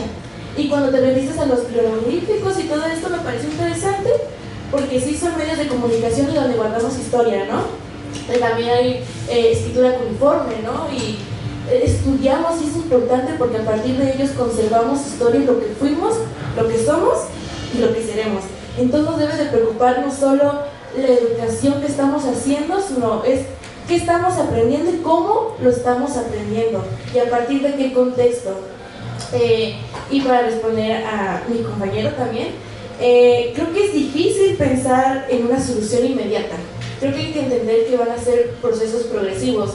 Remitiéndome a alguien que yo admiro mucho, que es Freinet, creo que él decía, hay que quitar la tarima, pero él mismo sabía reconocer que para eso no iba a ser inmediato, que si había cosas que ya no servían, podíamos seguir utilizándolos siempre que fuéramos críticos y tuviéramos la esperanza, el trabajo para en algún momento mejorarlo. Y me remito a él porque él tiene estrategias pedagógicas como el escrito libre o el diario de clase, que son formas de que los alumnos tengan la oportunidad de escribir lo que... Tiene un libro precioso donde recopila escritos libros de niños de primaria y de kinder, con los que él trabajó, que te hacen conocer el currículum oculto de ellos, ¿no? Entonces creo que dar como la oportunidad de crear en estos espacios no va a ser inmediato, y cuando te refieres a los ensayos y trabajos finales, creo que es preguntar por qué lo estamos haciendo. Creo que es un primer paso. Dije, ¿qué estamos aprendiendo y cómo lo estamos aprendiendo y por qué? Entonces creo que cuestionar también en sus materias por qué vamos a hacer este trabajo final es interesante, porque muchas veces nos dicen, van a hacer un ensayo final, y decimos, sí, quiero mi 10, yo lo hago. Yo veo cómo me las arreglo y yo lo hago. Pero preguntarnos, ¿por qué? ¿Cómo va a ser significativo para mí? Es, creo, un primer paso para preocuparnos no solo de la educación de los demás, sino empezar a preocuparnos por nuestra educación. Y a partir de ahí creo que es una buena base para empezar a abrir esta brecha educativa y pensar en la educación del futuro desde el presente. Bueno, tocando más la última parte que habías mencionado, como que pues justamente ya se habían planteado pues otras utopías, ¿no? Pero, o sea, yo en mi propuesta es más como de, más que pensar directamente como un ideal de utopía, es más como de que el cómo lo podemos construir, porque si bien, no sé, nos podemos remitir a otros autores, ¿no? Pues como Thomas More, Bacon o diferentes que plantean sus, ¿cómo se llama?, sus utopías, pero pues justamente es ir reconociendo que pues no son logrables porque no tienen una forma en cómo palparlas. Y pues justamente, no sé, pues puede que no hayas dicho pues con esa intención como de educación normal o algo así, como que sino una educación elitista y pues o sea, la parte como cualquiera para el pueblo, a lo mejor en la parte histórica de México, pero pues justamente a lo mejor creo que también es incluso relevante remitirnos a esto, en que creo que no sería lo que queríamos para el día de hoy, y que justamente es algo que se sigue permeando, aunque no se llegue a visualizar de esa misma manera, pero es algo que sigue estando muy vigente. O sea, a lo mejor, y pues nosotros podemos decir, aquí pues es una instancia de educación donde estamos nosotros a lo mejor compartiendo estos conocimientos, pero en otras instancias pues simplemente, o sea, ni siquiera se preocupan por el hecho de pues estudiar o pues, ¿cómo se llama?, pues de la escuela, ¿no? Sino es como de, ¿cómo voy a estudiar si no tengo perdón? ¿Te dan becas? No. Con política compensatoria. No, o sea, justamente, pues las becas es un punto clasificatorio que es para agarrar y pues hasta incluso el hecho de seguir permeando que estas mismas personas se queden en eso y no busquen otro ideal, porque es en el mismo punto de, pues ya estoy cómodo aquí, porque siendo hasta incluso en ese mismo conformismo que se trabaja de, soy una persona vulnerable, me ofrecen una beca, ¿por qué me voy a querer mover hacia otro punto donde esté incómodo? Bueno, yo creo que la cuestión de lo de la corrupción, lo que yo objetivo es que entre mayor sea la participación de las personas dentro de la comunidad, va a ser más difícil que haya como actos en ese sentido. Por ejemplo, yo recuerdo el caso de la prepa, la de Zapalapa, el sistema de educación de la Ciudad de México, cuando empezó, las personas que vivían ahí se opusieron a que la cárcel que pensaba el gobierno reactivar, ellos mejor dijeron que querían hacer una escuela, y en un primer momento empezaron como una comunidad autogestiva, es decir, los vecinos consiguieron profesores, ellos acondicionaron los lugares para dar las clases, y los profesores y los vecinos quienes se organizaban ahí se reunían cada mes para hacer una especie de informe sobre las actividades que hacían. Entonces yo creo que retomando como esa parte de hacer asambleas comunales en donde los profesores o los responsables de esta zona entreguen informes a mayor cantidad de gente posible y que se pueda haber una vigilancia con respecto a cómo se utilizan los recursos, cómo se gestiona cada cosa, puede, si a lo mejor no desaparecer, pero al menos sí limitarse la corrupción. Y ya en otro aspecto como institucional, los locales podrían ser vigilados por los regionales y los regionales por algunos estatales o nacionales. Entonces podría haber un sistema de vigilancia mutua que a su vez impida que sea tan fácil hacer corrupción. En relación con lo de la educación de élite y la que no es de élite, yo creo que sigue existiendo, pero yo creo que ahora hay un cambio, porque anteriormente se podía decir que dentro del país había una especie de élite que era dentro del país, pero ahora con los procesos de globalización y demás, yo creo que las élites o quienes pertenecen a las verdaderas élites aspiran a, ya no buscan una educación en el país, sino que buscan asistir a estas universidades extranjeras como Harvard y demás, y a partir de ahí obtener este reconocimiento social o este aspecto de considerarse que es superior a los demás por haber ido a esos lugares. Entonces, por ejemplo, partiendo de la política, pues bueno, cada vez hay más apoyos, por ejemplo, con el gobierno de Estados Unidos o gente que busca endeudarse para poder ingresar a esas escuelas y al menos aspirar a entrar a esa élite. Es decir, ya se volvió como algo global, ya no es meramente nacional, y el aspecto nacional pues serían alguna especie de élite secundaria o de nada más élites locales, pues.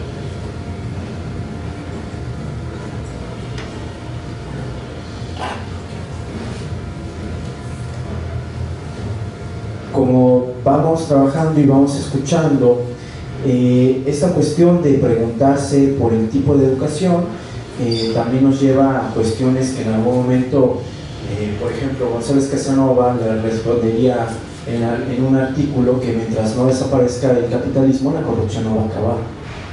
Aunque retóricamente cualquier político, quién sabe quiénes, puedan decir que están completamente contra la lucha a la corrupción, porque es parte del sistema, ¿no? ¿En qué sociedad vivimos?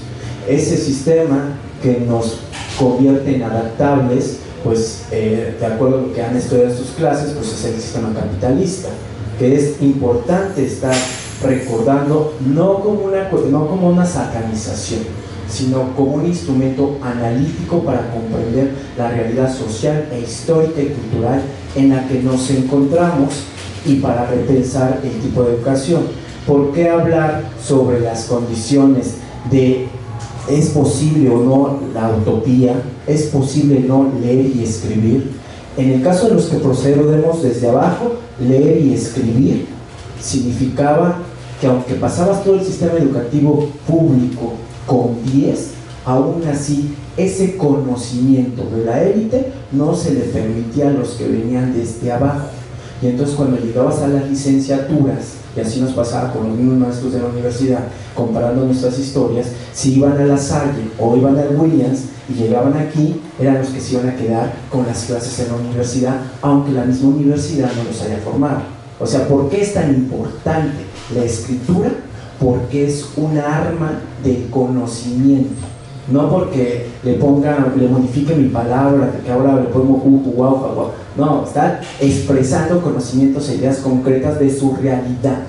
El problema es que a veces los que procedemos, yo vivo en Los Reyes La Paz, en la periferia, los que procedemos de ese sistema donde nuestros papás eran los que hacían la limpieza en las instituciones y que sus jefes eran las patronas, o eran las señoras, o eran los que venían de España, y los que llegamos a este nivel universitario y somos profesores, es cuando comprendemos que es importante la escritura como una de las mayores tecnologías que se tienen para tener cualquier tipo de tecnología, lo que discutíamos en la mañana, inteligencia artificial. Si no hay lectura y escritura, no hay inteligencia artificial, así de fácil. Si no hubo ese desarrollo histórico, no lo hay.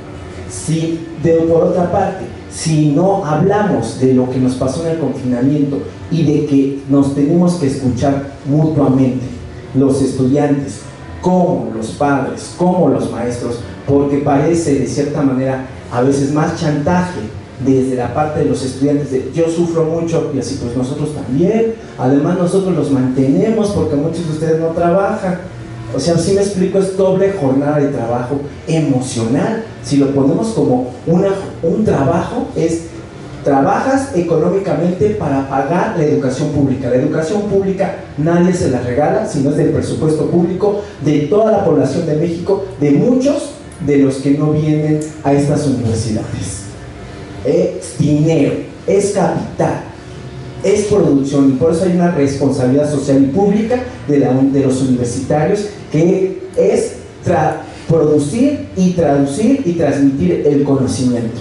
Así me esté llevando, porque además es el sentido de mi propia vida, que eso es lo que teníamos quizás antes, y tenemos los maestros que transmitir también a ustedes. Hay un sentido y además un gozo por conocer y saber. Y además la otra cuestión, ¿por qué es tan importante lo que dice su compañero de la cultura política? Porque no tenemos formación política en este país. Si viene cualquiera de cualquier partido y te dice, ya no te voy a dar frijoles con gorgojo, sino te voy a dar becas, dicen, no, sí, ya no es frijoles con gorgojo, ahora el frijol con gorgojo me lo voy a comprar al Cope, al Oxxo, y voy a llevar mi dinero a las instituciones privadas. ¿No es lo mismo? Y hasta peor. Y además se habla de las escuelas patito. Sí, las unidades para el bienestar sí son unas escuelas patito.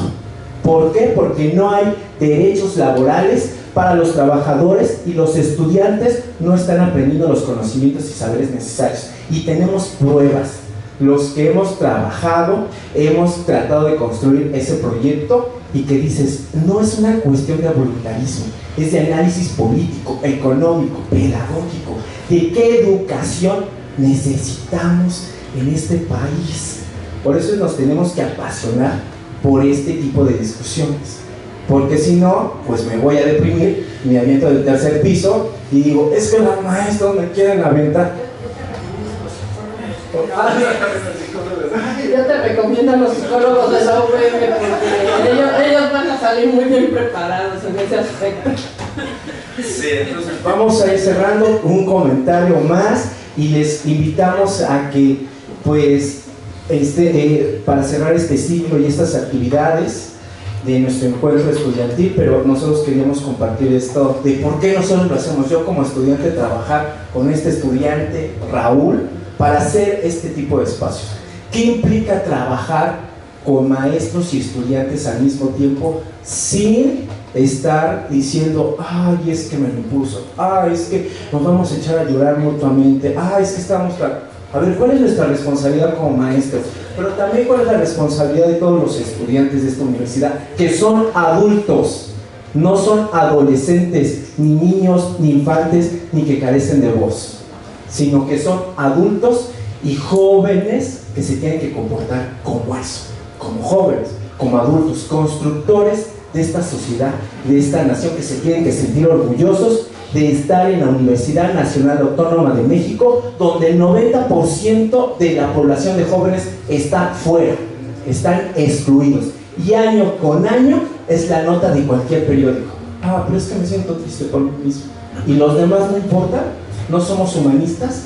¿Nos valen gorro? ¿No que nos importa tanto la humanidad? ¿O si estamos educados dentro del neoliberalismo?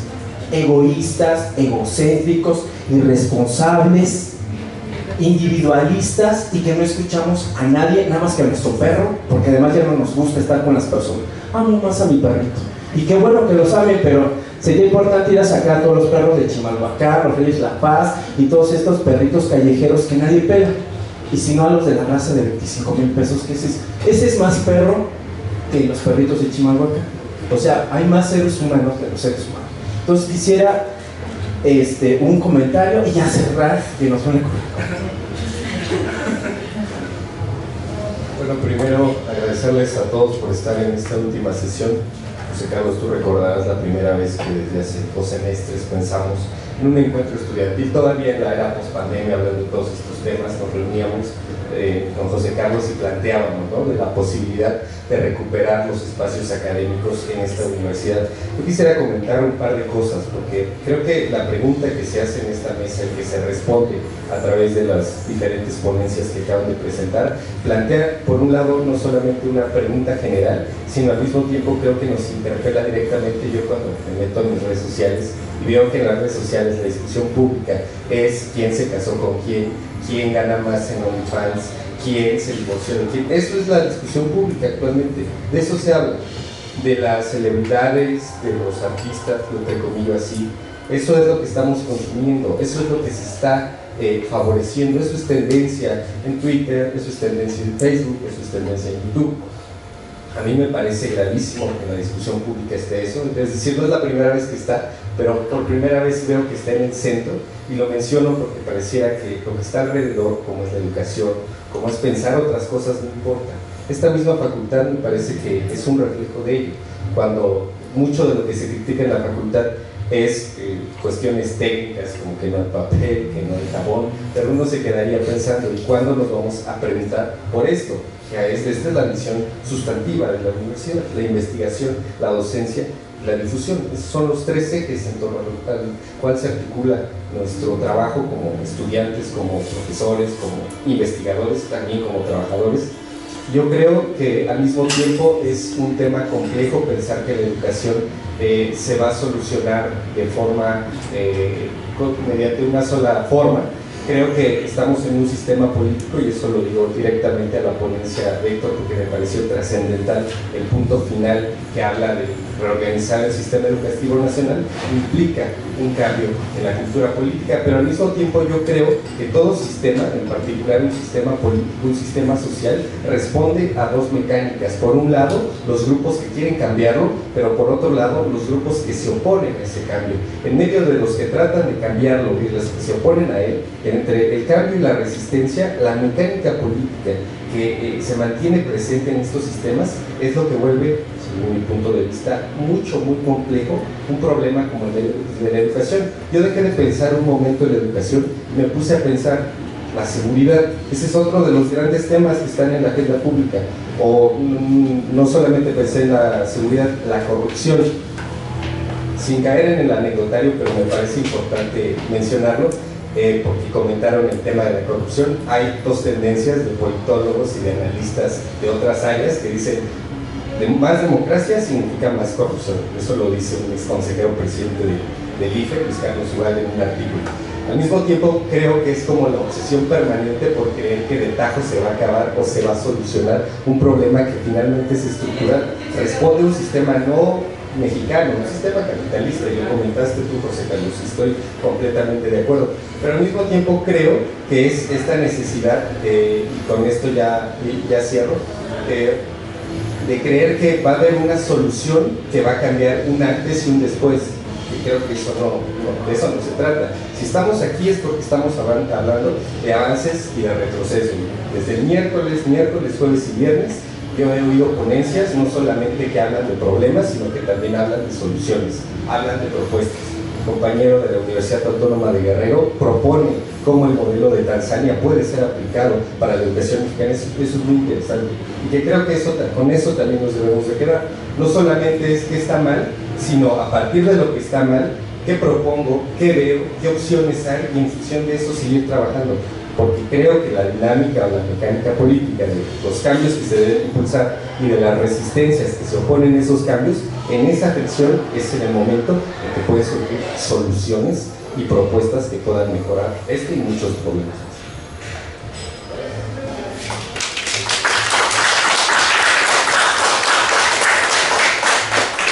¿Algún comentario de los que nos acompañan el día de hoy? Y si no, no, ningún comentario. Si no, yo así como el maestro de primaria.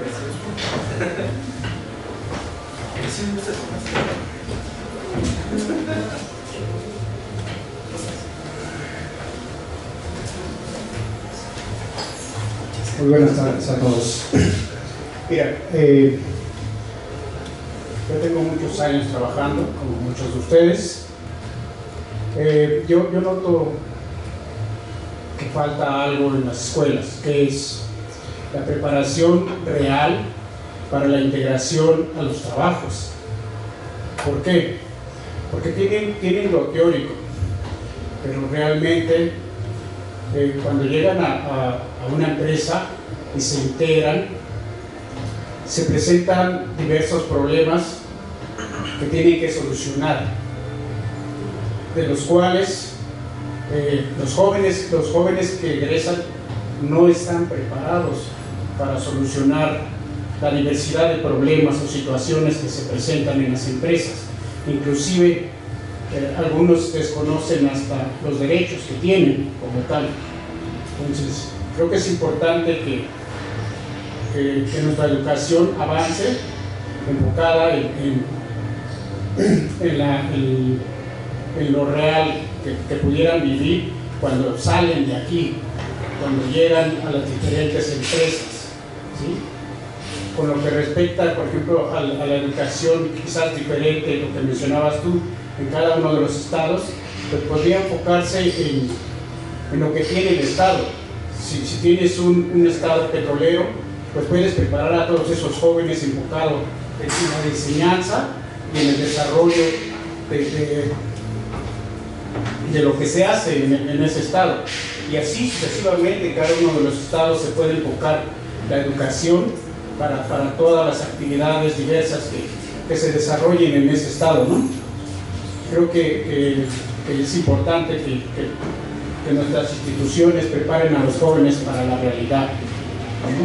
Porque muchas empresas no les dan la oportunidad porque les dicen tienes que tener experiencia, pero ¿cómo voy a tener experiencia si voy saliendo, ¿no? Entonces, pero creo que también es importante que los enfoquemos en eso, que los ayudemos a que vivan más la realidad, porque al llegar a una empresa inmediatamente se presentan que tienen situaciones que tienen que solucionar y no saben cómo. ¿Vale? Bueno, esa es mi opinión. Buenas tardes. Muchas gracias.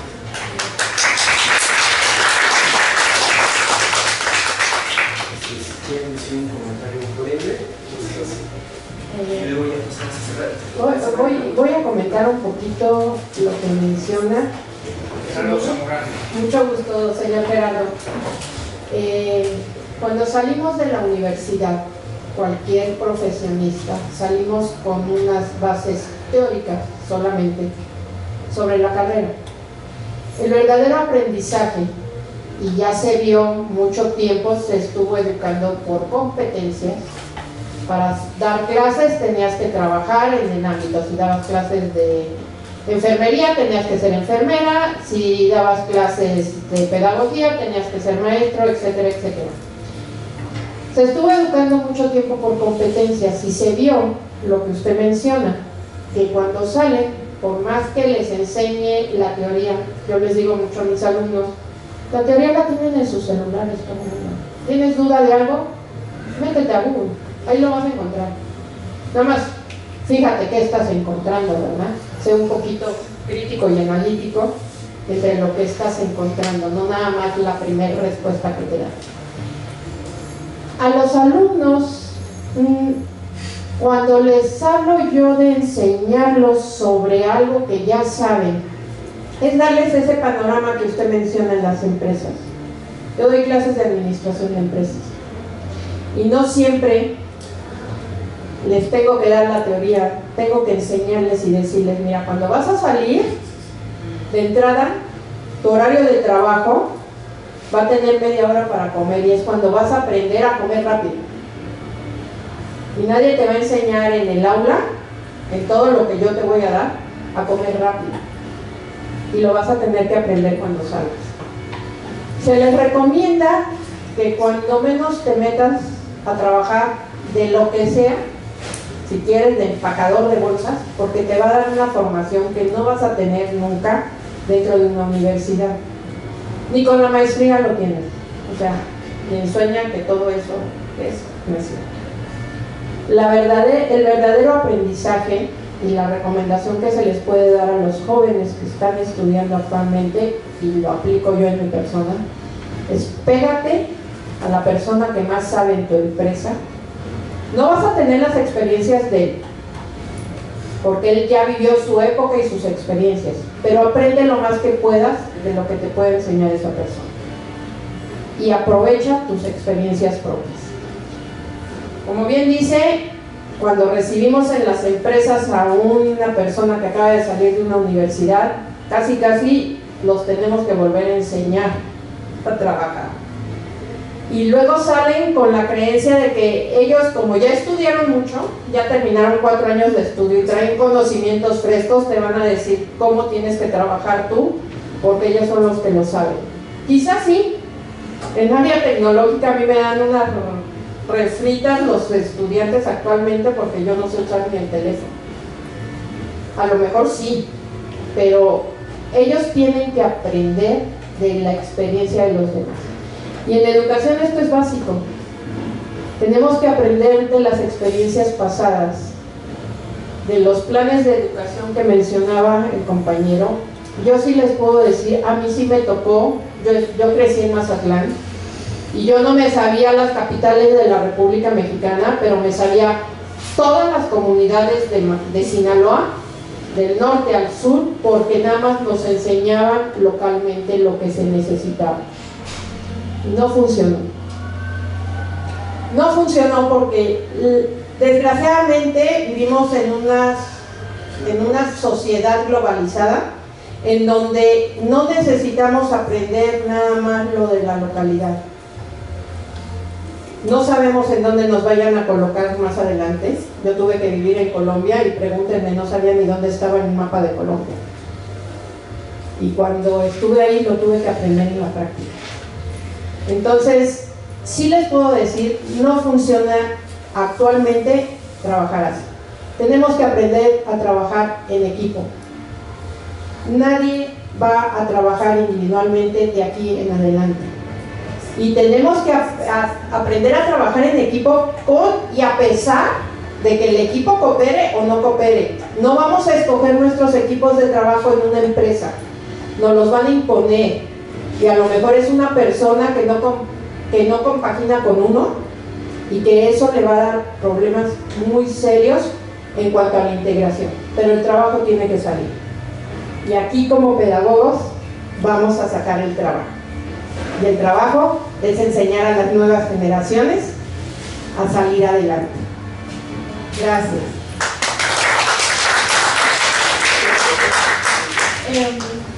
Creo que te voy a dar otra perspectiva, que es como estudiante de 4º semestre, y creo que constantemente tenemos como estudiantes un miedo. Es un miedo muy profundo enfrentarte a la vida laboral, ¿no? Porque te lo ponen constantemente muy feo. Y tu carrera parece como en las peores 10 carreras pagadas. Y entonces te cuestionas por qué estoy haciendo esto, y te dicen por vocación, y el hecho de que tenga vocación significa que no debo de acceder a un trabajo dignificante y gratificante por mis labores diarias, y debo someterme a jornadas laborales muy grandes, y no estoy preparada para enfrentarlas porque el currículum no está hecho para eso. Me parece muy cuestionable el hecho de que en carreras tan prácticas no tengamos prácticas, nos aventemos directamente al servicio social y no existe ese proceso de mediación, intervención. ¿Qué pasa con esos procesos de enseñanza-aprendizaje en las prácticas que no tenemos? ¿Por qué no están? ¿Quién construyó un currículum así? Cuando yo me enfrenté a mi primera entrevista de trabajo, realmente me preocupé porque no sabía cómo actuar ante los exámenes, los ejercicios, y mi primer día laboral fue un desastre totalmente porque deshice todo. Juegos que estaban hechos, muebles que estaban armados, yo fui y los deshice porque a mí me parecía lógico, y luego me di cuenta que existen procesos para comunicarte con el jefe, para responder a dinámicas, a problemas de solución, que hoy en día hay que ser competitivo, responder al estrés. No te lo enseñan y no lo sabes actuar, y hasta que te enfrentas a la realidad lo aprendes. Lo tienes que aprender casi a la mala. Y creo que en el trabajo muchas veces he aprendido más, porque voy agarrando eso que dice, voy agarrando callo, ¿no? Y ya no me cuesta para nada trabajar con 13, 30 niños de diferentes edades. Sin embargo, antes de eso me costaba interactuar con uno, porque le ponía mucha atención a lo mejor a uno, ¿no? Y digo, ¿por qué me tengo que ver obligada a entrar al mundo laboral para aprender eso si se supone que los espacios educativos deben garantizar una educación de calidad? Y la calidad también tiene que ver con ofrecernos las herramientas necesarias para aprender lo que nos va a ser útil, lo que nos va a ser significativo. Entonces, creo que hay un problema desde lo estructural que no nos estamos cuestionando realmente y que aceptamos muchas veces como algo inamovible. Y sé que no va a ser el cambio de un día para otro, sin embargo, creo que ya preguntarnos cuáles son estas alternativas y medios para mejorar nuestra educación ya es la posibilidad de que en un futuro mejore. Gracias.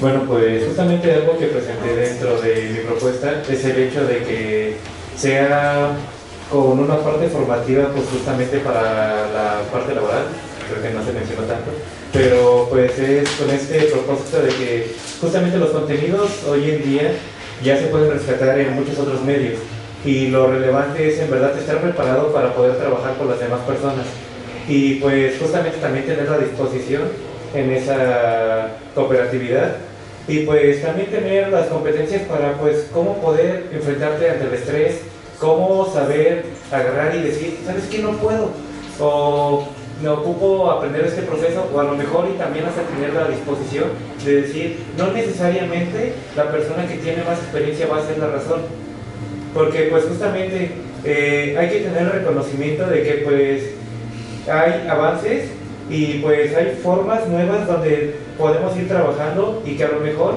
y que no van a ser las reconocidas, pero pueden ser mucho más efectivas y también en defender nuestros ideales.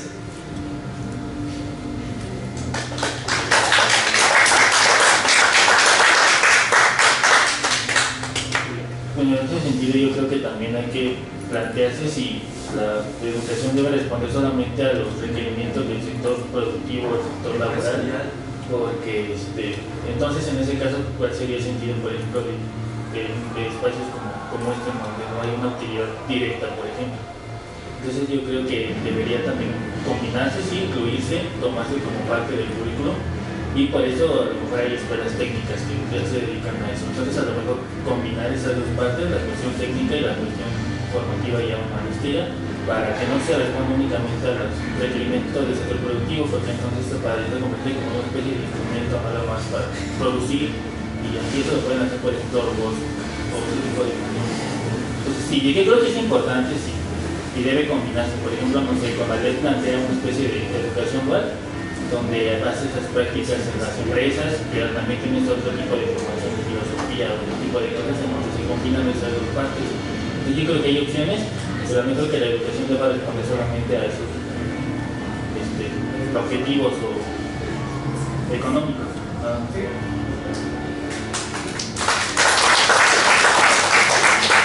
Bueno, antes de cerrar, yo quisiera plantear que varias de las cosas que los en esta cuestión de dialogar y analizar y debatir también es estar en desacuerdo.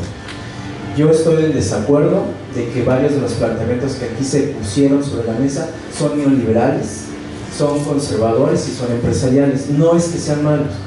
El problema es que esa es la crisis que estamos viviendo en este momento.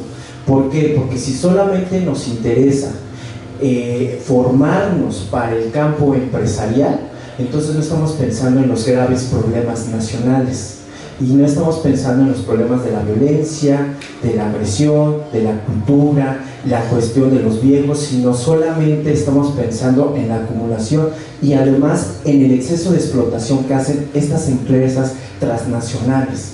El proyecto educativo nacional de este país, creado hasta desde el siglo XIX hasta la fecha, ha buscado que la educación pública sea para resolver los problemas nacionales, no los problemas solo de los empresarios. Y aquí lo que falta es que no aparecen los problemas de las comunidades, de los pueblos, de las sociedades. Hablamos de interculturalidad cuando la mayoría de los universitarios no saben lenguas indígenas, cuando la mayoría de las personas no sabe oficios, cuando la mayoría de las personas no son capaces ni darle un vaso de agua al compañero que tiene sed. O sea, en ese sentido es el problema del neoliberalismo, que no queda claro qué es el neoliberalismo. El neoliberalismo no es la maldad, el neoliberalismo no es esa posición política que presenta un gobierno de la 4T, sino que hay características en relación a las visiones del mundo que nos hacen creer que es la única forma de solucionar nuestros problemas. Y entonces hay que pensar cómo construimos otra educación que no sea solamente pensar que nos vamos a insertar a las empresas que nos explotan, que no tenemos derechos laborales, que además van a traer a los mejores capacitados de otros países a trabajar aquí, o se van a llevar a los mejores capacitados de México para vivir en el extranjero, y nosotros nos quedamos aquí. Más del 60 o 70% de la población no tiene derechos laborales. Se nos olvidan nuestros derechos humanos. Por eso lo que digo, cuando no cuestionamos la realidad y no el neoliberalismo, por algunos autores van a decir que es la visión de los empresarios. Por eso les digo que lo que planteamos aquí, o varios de los compañeros que plantean aquí, son ideas neoliberales. Y no es que sea malo, sino que tenemos que empezarnos a preguntar qué es el neoliberalismo, qué es la historia, qué es la cultura. Y si en dado caso pensamos en las empresas, tendríamos que estar pensando en empresas nacionales del Estado, que el Estado nos tiene que dar también las posibilidades de trabajos dignos, construidas a lo mejor de las mismas empresas del Estado que se destruyeron con el neoliberalismo desde del 82 para acá. Y ese impulso de decir, es que hay que ser flexible, no importa que no duerma. Sí, entonces, ¿cuáles son esas características del neoliberalismo? ¿Cuáles son esas características del capital humano? ¿Cuáles esas pedagogías empresariales que están en auge, pero que parecería que no nos queda claro? Y por la otra, ¿cómo construimos una educación digna donde todos los seres humanos podamos resolver nuestros conocimientos y nuestros saberes? Entonces, esta no es una cuestión de descalificar el trabajo de los demás, sino en la cuestión de necesitamos discutir qué son esos discursos cómodamente y utilizar las herramientas de la filosofía para comprender lo que estamos diciendo, porque el discurso de las competencias es neoliberal, el discurso de la calidad es neoliberal, el de la excelencia igual, y que si hay una continuidad de las reformas educativas desde el 82 hasta ahorita. Claro que hay un proyecto educativo, que ese proyecto sea el de la explotación y el de la ignorancia. Bueno, le voy a pasar ahora sí la palabra a Raúl para ir cerrando. Solamente dejar sobre la mesa que sí, yo no estoy de acuerdo con varios de los planteamientos, pero luego ya voy a cerrar agradeciéndoles, ¿no? Esto es discutir y debatir sin agarrarnos y decir, es que si no nos vamos a poner no, hay que debatir y decir, disculpe señor o señora, no estoy de acuerdo con eso, con esto y con esto. Le paso a Raúl para ir cerrando.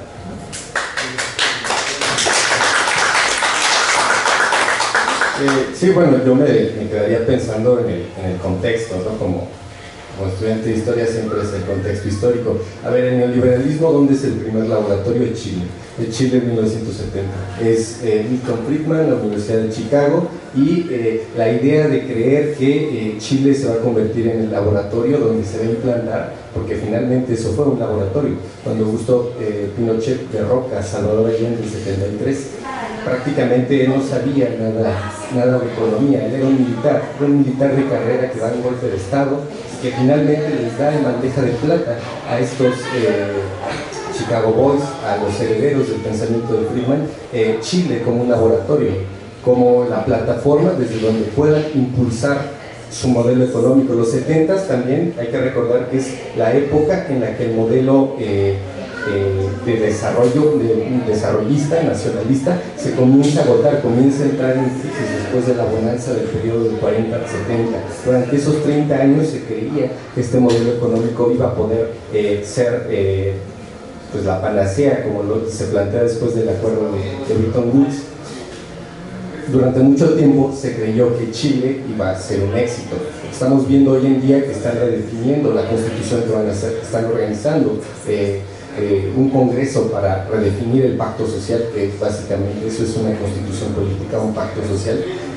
Yo creo que ese ejemplo es muy importante tenerlo en cuenta porque pues, resultó que el neoliberalismo no era la solución a los problemas económicos, pero que además fracasó. Ese modelo se implanta en México no de la misma manera, eso hay que aclararlo. En México ocurre un proceso distinto, en tanto que el neoliberalismo que llega es un neoliberalismo que no se asume como tal. Carlos Salinas de Gortari, en muchos de sus discursos, de sus obras, él le llamaba, perdón, no es neoliberalismo, es liberalismo social. Y él tenía toda una teoría de por qué era liberalismo social.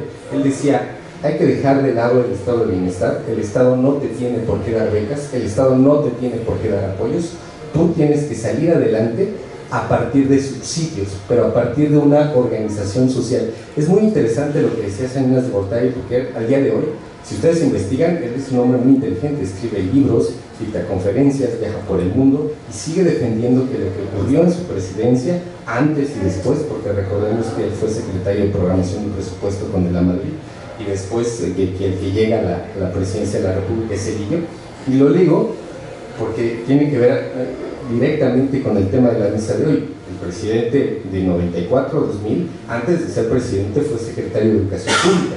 Ernesto Cedillo Ponce de León fue secretario de Educación Pública y durante ese cargo las miras que planteaba sobre la educación del futuro, por ejemplo, eso queda consignado en varias entrevistas, es que el objetivo de la SEP era que de cara a la agenda del 2000, la llegada del año 2000, más personas pudieran tener acceso a la educación superior. Esa era la meta a finales de los 90, principios de los 2000, que más gente pudiera llegar a las aulas universitarias para que de esa manera se profesionalizara y regresara al campo laboral.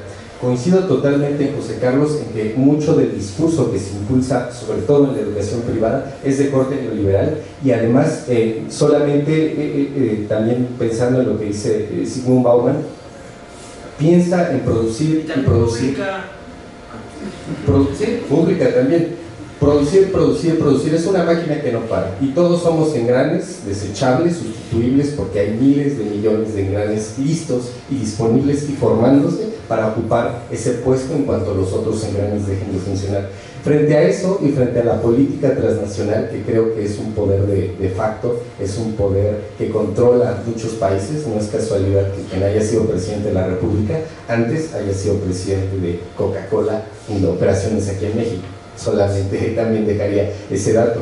Y bueno, para finalizar, y ahora sí ya darle la palabra a José Carlos, yo creo que es importante que sigamos haciendo esta clase de reflexiones, que no se queden como una ponencia o una anécdota de, pues yo final de semestre tal fui y escuché una plática de tal, sino de estar cuestionando permanentemente lo que vemos, lo que oímos, los discursos, no solamente de políticos, podemos odiar a la clase política, pero también hay que ser críticos con todo lo que nos rodea, porque creo que si algo enseña la universidad, yo considero a la Universidad Nacional como el último bastión donde podemos pensar de forma crítica y libre, donde podemos lanzar críticas muy duras a la universidad de forma interna, donde podemos pedir que se reorganice todo el sistema político de la universidad, pero es el espacio también en donde podemos estar, como el día de hoy estamos muchas personas sentadas para pensar cuáles son los problemas, cuáles son los retos, cuáles son los dilemas, pero también, y eso es lo más importante, cuáles son las propuestas que nosotros hacemos de cara a todos estos problemas.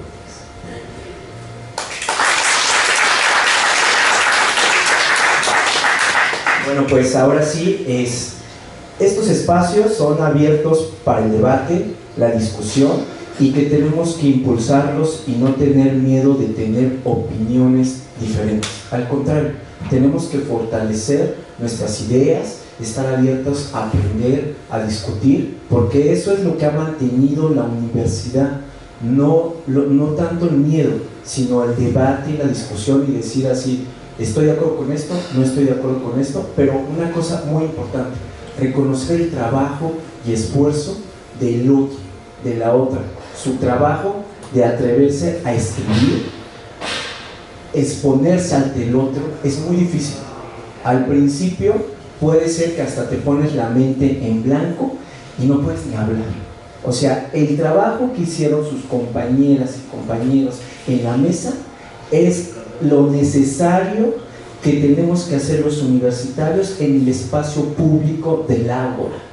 Escribir, discutir, plantear nuestras ideas, estar ante los públicos y a veces escuchar tanto las cosas buenas como las cosas malas que pueden estar a mi favor o en mi contra, pero esa es parte de nuestra formación, porque además lo empiezas a disfrutar en el sentido de que con la otra y con los otros construyes las discusiones y los debates, y al mismo tiempo escribir, esa cultura política se hace acción, esas posibilidades de pensar si ya no hay utopía o si hay utopía, qué es lo que implica, porque es un cuestionamiento fuerte. Entonces tenemos que seguir abiertos a decir, yo pienso esto, y a todos nos ha pasado decir, sí, a lo mejor sí es lo que me está diciendo, o el otro, a lo mejor no, y voy a seguir defendiendo. Y no tener miedo que alguien nos levante la voz, no gritar ni que nos agarren a bastazos, como algunos de por ahí nos querían agarrar a batazos. No, pero sí a veces es necesario construir enfáticamente y pasionalmente el conocimiento. Es una erotización de lo cognitivo, de la praxis, porque necesitamos amar lo que hacemos.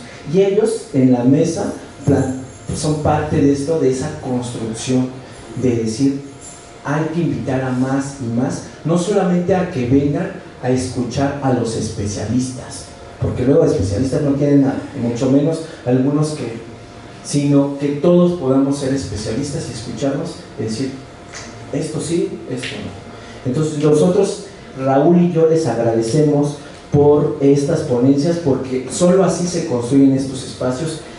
En esta mesa, a los compañeros de esta mesa que se llama la Futuro de la Educación en México, ¿qué hacer? Que siempre tenemos que estar preguntándolo, y le agradecemos a Naomi Cortés Morales, a Rodrigo Zamorano Hernández y Héctor Enrique Castillo, que participaron en esta mesa, y vamos a también hacer la cuestión de los agradecimientos en general para cerrar el encuentro de estudiantes, el primer encuentro de estudiantes. ¿Qué educación necesita México desde las humanidades? Y agradecemos a todo el público que nos acompañó en estos 3 días, a todas nuestras ponentes, las ponentes y los ponentes por estar en esta mesa. Les agradecemos por todo su trabajo y su esfuerzo, y por aventarse en este periodo tan complicado de final del semestre, y en este semestre que fue tan duro, tan contradictorio, y que a veces no comprendemos lo que estábamos pasando, que era lo que pasaba en nuestra facultad y en nuestro país. Y lo que viene no sabemos, ¿verdad? Pero esperemos seguirle, ¿no? Y también a las personas que nos apoyaron de alguna forma, pero que sobre todo ha sido mucho esfuerzo de Raúl y mío para poder llevar este espacio, ya sea grande o pequeño. Entonces primero nos lo agradecemos nosotros mismos. A veces falta, sí, porque empieza uno con la directora, sí lo iba a hacer, pero primero nosotros. O sea, en ese sentido de lo que ustedes hablaban, la dignificación de nosotros, de las otras y de la naturaleza. Y a veces, por ser maestros, decimos primero el estudiante, no, primero todos al mismo tiempo. Y ahora sí, formalmente, le agradecemos a la directora Marifred Rodríguez Van Gogh, a la maestra María Dolores Regina Quiñones Uribe, a la maestra Beatriz Cadena Hernández, la coordinadora del Colegio de Pedagogía, a la maestra Ruth Pesa López, al pintor y médico Jesús Marino Juárez, que fue el que nos diseñó el cuadro, a Irma López Tiol, a la maestra Nalilia Arroyo Lemus, a Mónica Fabiola Arellano García, a Natalie Murillo, a Rancés Horta González, a José Ángel Gil García, todos ellos por apoyarnos de diferentes formas, con su trabajo, con donaciones, con su impulso, para poder construir estos espacios que son necesarios, donde los estudiantes no podemos decir que ya porque sea un círculo ya nos escuchamos completamente, sino es cómo le hacemos para aprender a escuchar a las otras y a los otros, y eso está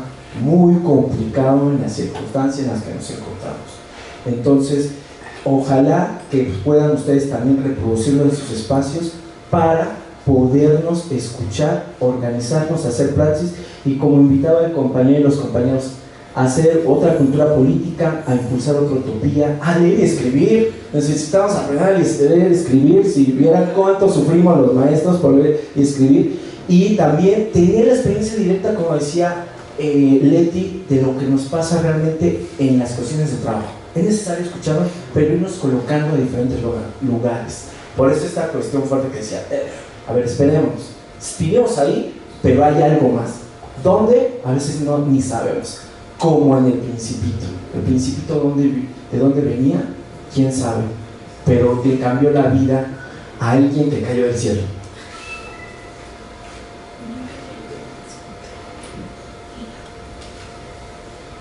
Entonces, les agradecemos. Mejor que cierra. $100. Van a decir esto, cierran y cierran. No siendo las 19:14 horas, damos por concluido el primer encuentro estudiantil ¿Qué educación necesita México desde las humanidades? Muchas gracias y felicidades a todos.